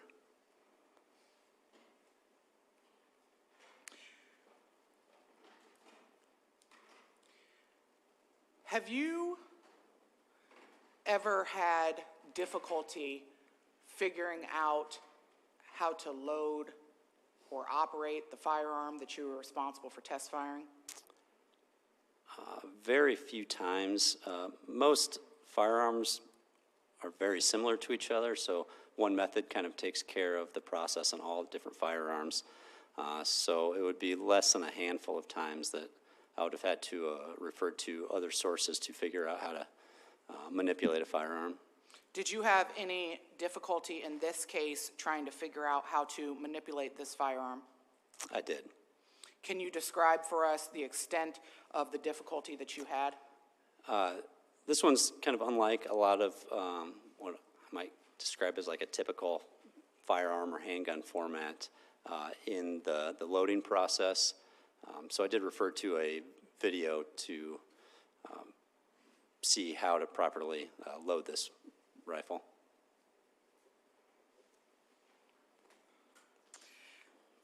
Did you provide a copy of that video to our office? I did. And would viewing portions of the video provided help you describe or demonstrate in a safe manner some of the ways that this firearm is operated? Yes.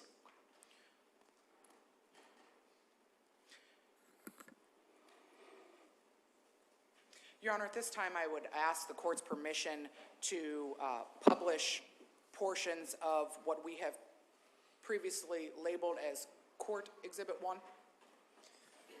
Mr. Johnson?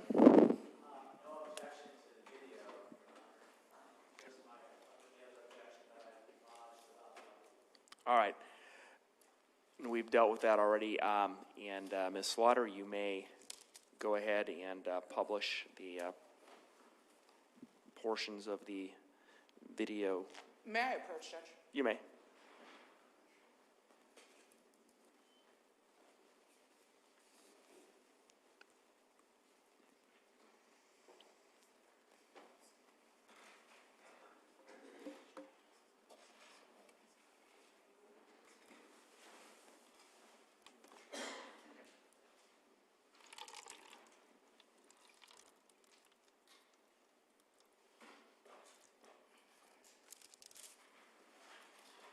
Let me know when you're ready, Ms. Slaughter, and I'll turn on the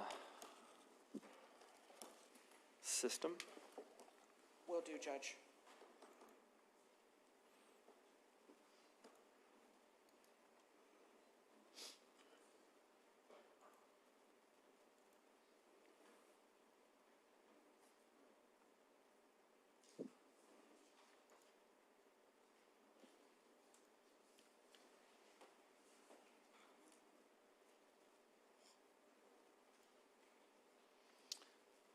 I'm ready.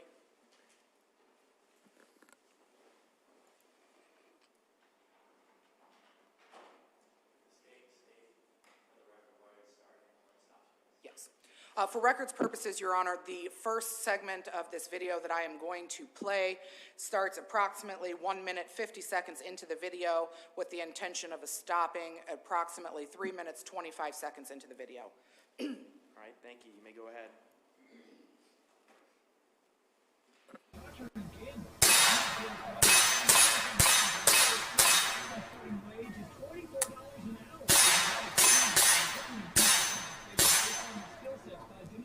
Now the safety here is right above the trigger. It's a cross bolt safety and it's very intuitive. If you want to fire, just push and then fire.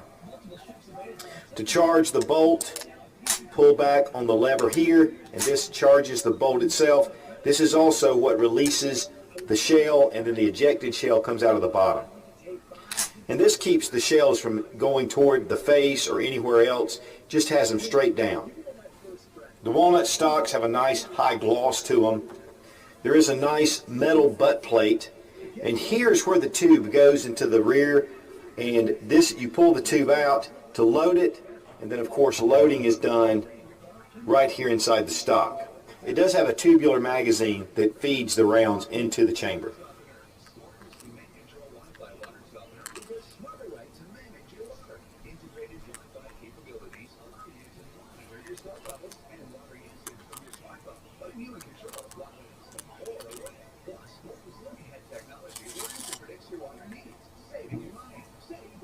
The rod itself has a spring that keeps pressure on the shells to keep them moving forward. Goes right back into the buttstock. It weighs 5.2 pounds, so it's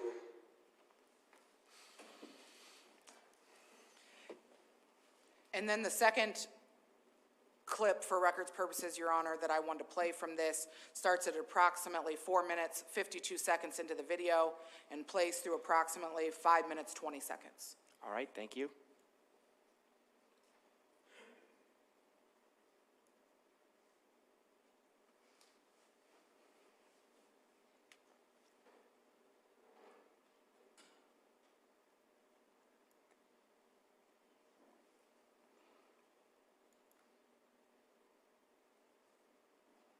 rifle. Now, one unique feature about this rifle is that it is a takedown. And here is a screw that comes loose. Then you take this lever and push forward toward the handguard, pull back on your receiver, and then you just turn, and it releases. Really easy to do, even in the field.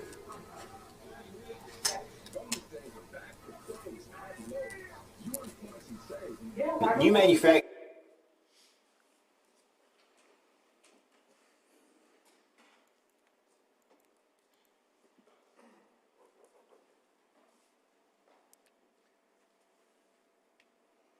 Investigator Bosenberg, in watching that video, there was a portion where the narrator of the video mentioned charging the bolt. Did you hear that in the video? Yes. Can you describe for us what it means or what he meant when he says charge the bolt? Yeah, so after you would load all the rounds, they would be inside of the stock in that magazine tube. You could pull the trigger, but you haven't transferred one from that magazine into the firing area of the firearm. So you have to pull back that lever, which releases the front bullet from the magazine into the chamber of the rifle. So when it's loaded, in order to be able to shoot it, that bullet has to be readied. Yes. And that's done on that, what'd you call it, Breech block is how I referred to it earlier, yes.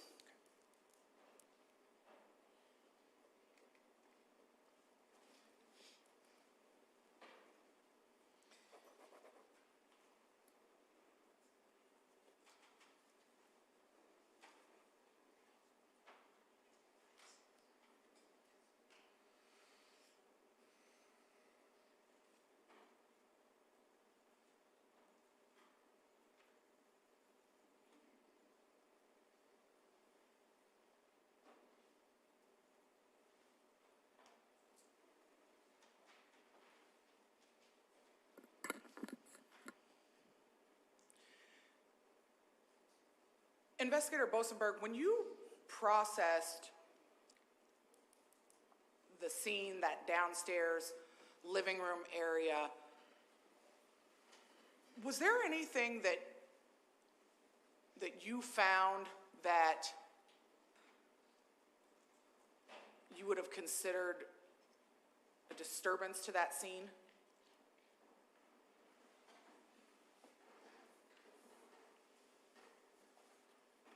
I guess when you say disturbance, what do you mean by?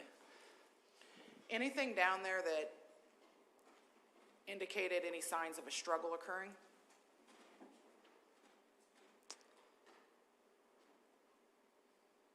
I would say no.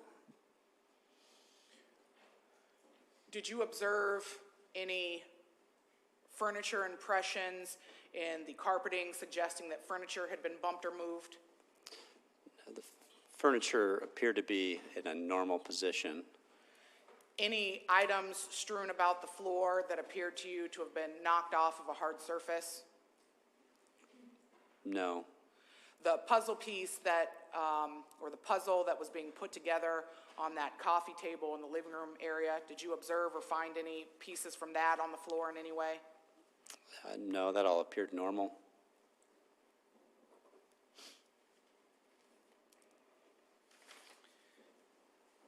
I previously asked you about whether or not you observed any bloody footprints making their way into Sabrina's room and whether or not there were any bloody footprints that had made their way up the stairs in any fashion. Do you recall that line of questioning? Yes.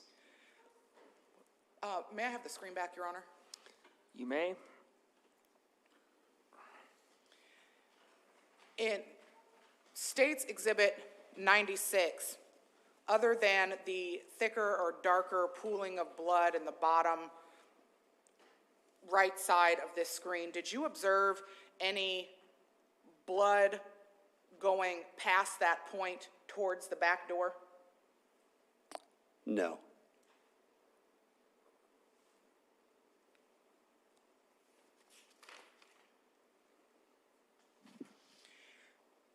Do you consider, thank you, Judge, do you consider the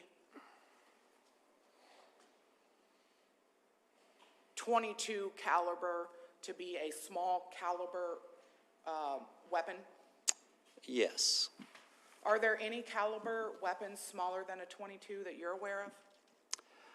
I do know there is like a 17 caliber, but I'm not sure how widespread or mainstream it is. Is a .22 caliber something you would consider widestream or mainstream? Yes.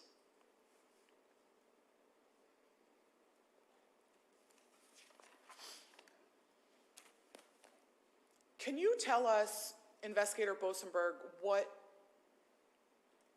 blood splatter is? Sure. So, yeah, blood spatter is really any type of blood that kind of does what the meaning says, a spatter mark. So it really refers to any transfer of blood, mainly like through the air. Blood spatter can happen a lot of different ways, but if it traveled through the air and impacted a surface, it can create different markings. That's typically what we refer to as blood spatter. The source or destination can be multiple things. It could be flicked off of your hands if you had bloody hands. It's just once that blood is airborne and then impacts the surface, that's what we would consider blood spatter.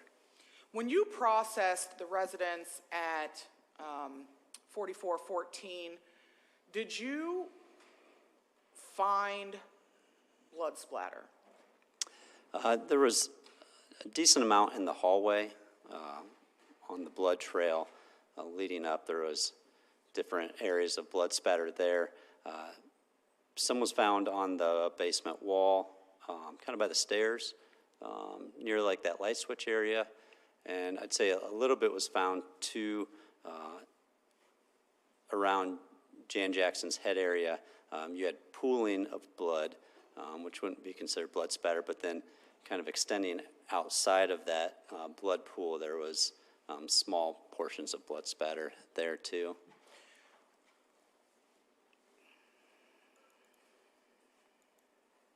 May I have permission to republish Exhibit 79, Your Honor? You may.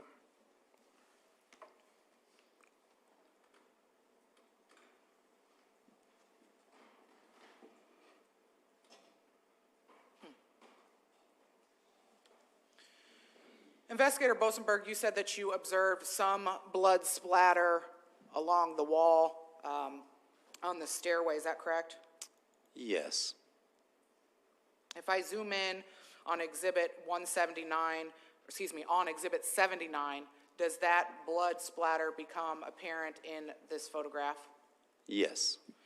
And this area of dark spots or dark matter just below the light switch, is that the blood splatter that you're referring to? Yes.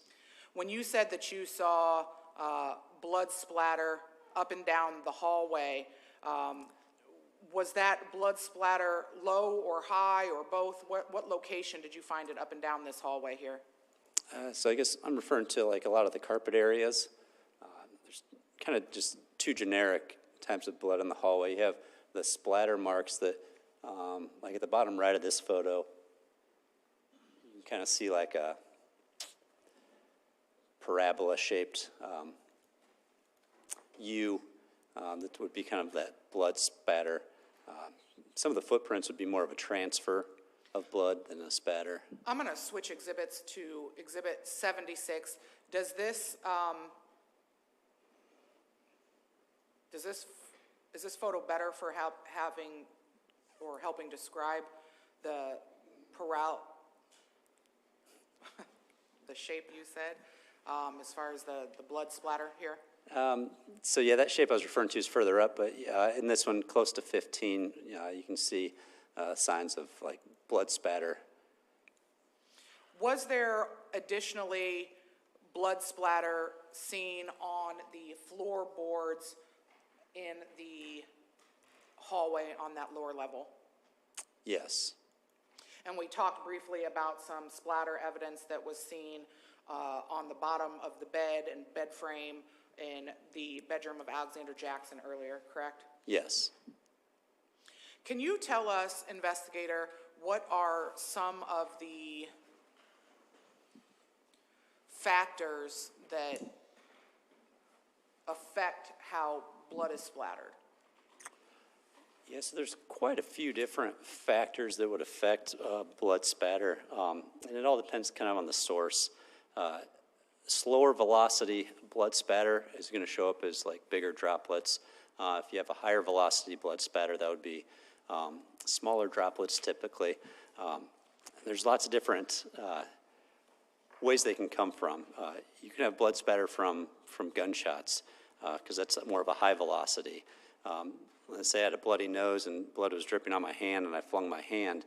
If that made it on the wall or the ground, that would be blood spatter. But since my hand is flinging slower than like a gunshot, it would be bigger spatter marks that would be left.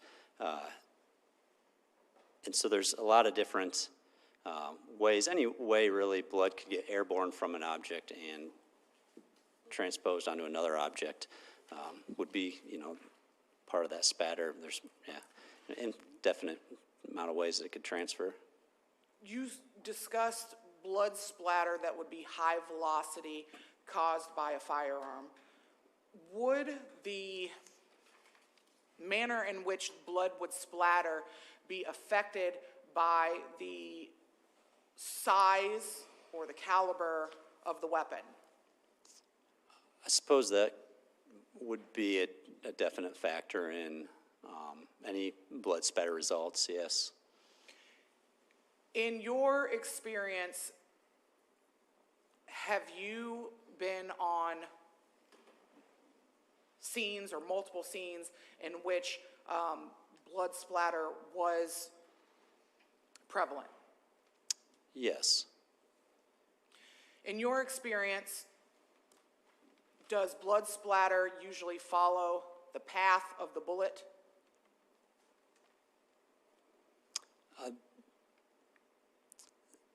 It's usually where it's most pronounced at, yes.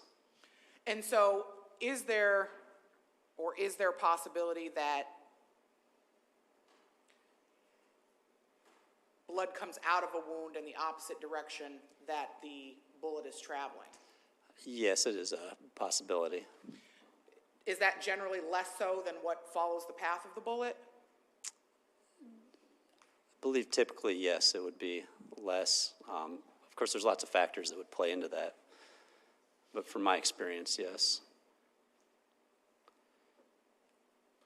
Was there anything specific or anything in particular that you noticed regarding splatter patterns around the entrance wounds of the injuries on Jan, Sabrina, or Melissa Jackson? I don't recall seeing any type of spatter marks near the entrance on Sabrina.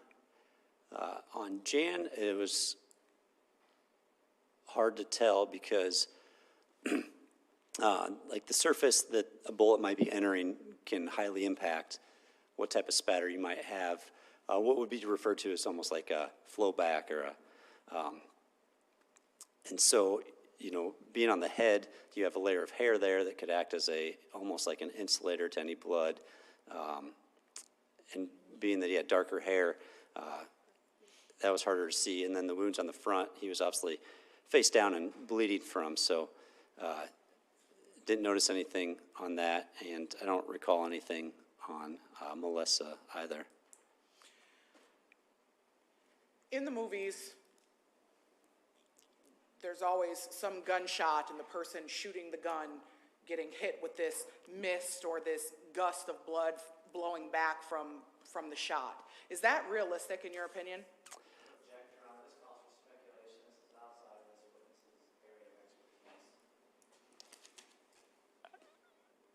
The objection's over, excuse me, the objection's overruled. The witness can answer. It seems that Hollywood would do it up way more extensive than what actually happens from being on different scenes. I haven't seen it to the Hollywood extent at all. Investigator Bosenberg, during your processing of this scene, would it be fair to say that there were several firearms found in this house? Yes. Can you tell us the particular areas in which firearms were located? Yes, we found some additional firearms up in the master bedroom, underneath the bed. I believe there was one on top of a bedside storage area, one in the corner of the bedroom, and then we had located a safe in the basement that also contained numerous firearms. And when you say numerous, if you were to levy a guess as to how many additional guns were found in this home, could you do that?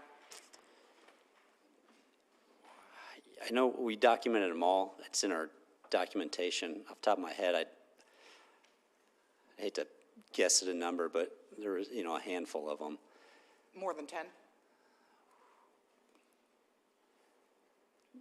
Potentially, it might have been plus or minus around that number. And you said several found in Jan's bedroom, several found in a safe, correct? Correct. Do you recall where the storage box for the Browning .22 caliber weapon next to you was found? Yes, we found a Browning .22 caliber box underneath Alexander's bed. And will you open up that binder and flip to exhibits 146, 147, and 148?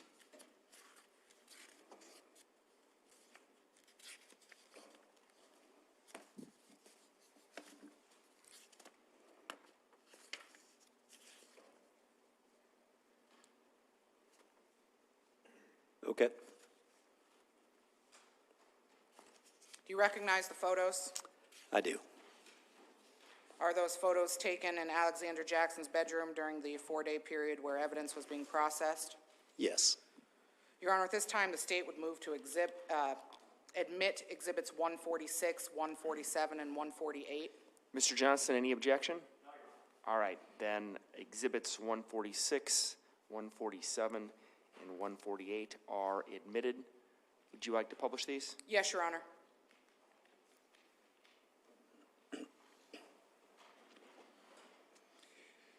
Investigator Bosenberg, can you tell us what we're seeing in exhibit 146?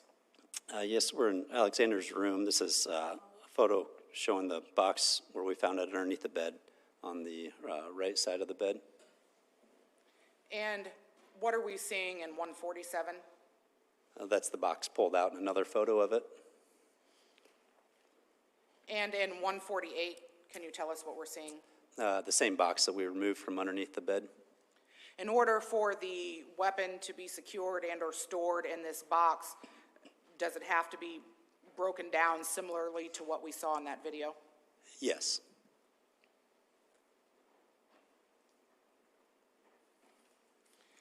Did you also photograph the back porch, screened-in porch area of this home, or was that also photographed? Yes, that was also photographed.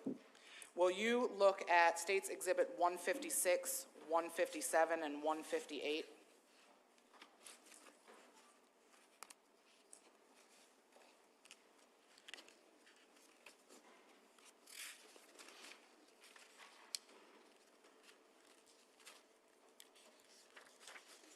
Okay. And are these photographs that were taken of that screened-in back porch area of this residence? Yes. Were these photos taken, or do the photos fairly and accurately depict the condition of that back porch when you found it? Yes. Your Honor, the state would move to admit Exhibits 156, 157, and 158. Any objection, Mr. Johnson? You may.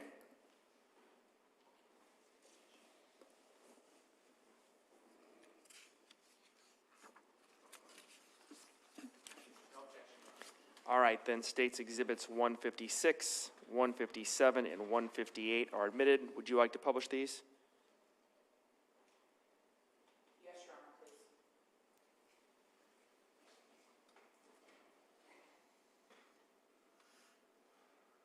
Investigator Rosenberg, can you tell us what we are viewing in this photograph?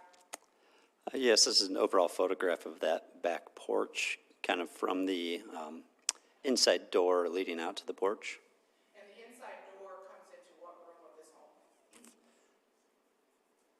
The dining kitchen area. And the police car that is shown parked in this photograph, can you tell us what street that's parked on? I can't remember the name of it, but it's not the proper address. Is this the Road. Scarlet something street? Yes. Not Oakland Court. Correct, yes. And on the left side of this screened-in area, would this be pointing towards the backyard? Yes, towards the backyard to the east. 157, what are we seeing out here? This is some bedding material that was located on the porch.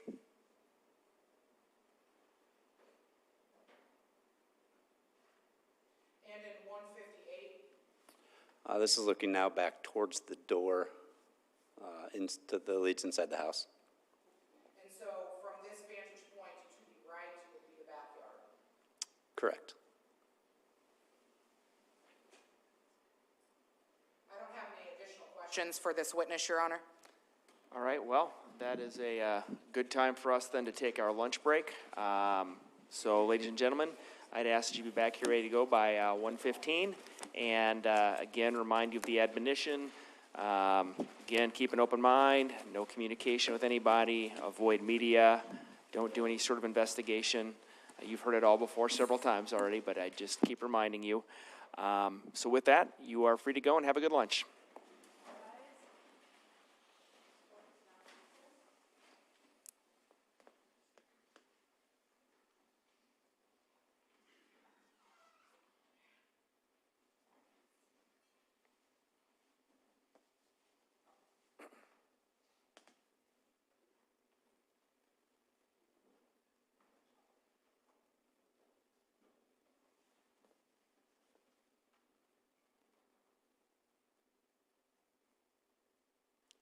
Go ahead and have a seat. Mr. Bosenberg, you can step down. You're going to need to be back here for 1:15. I'm assuming Mr. Johnson has some questions for you. No need to apologize. Yeah, I don't think, do we need anything on the record at this point from the state? I don't believe so, Judge. From you, Mr. Johnson?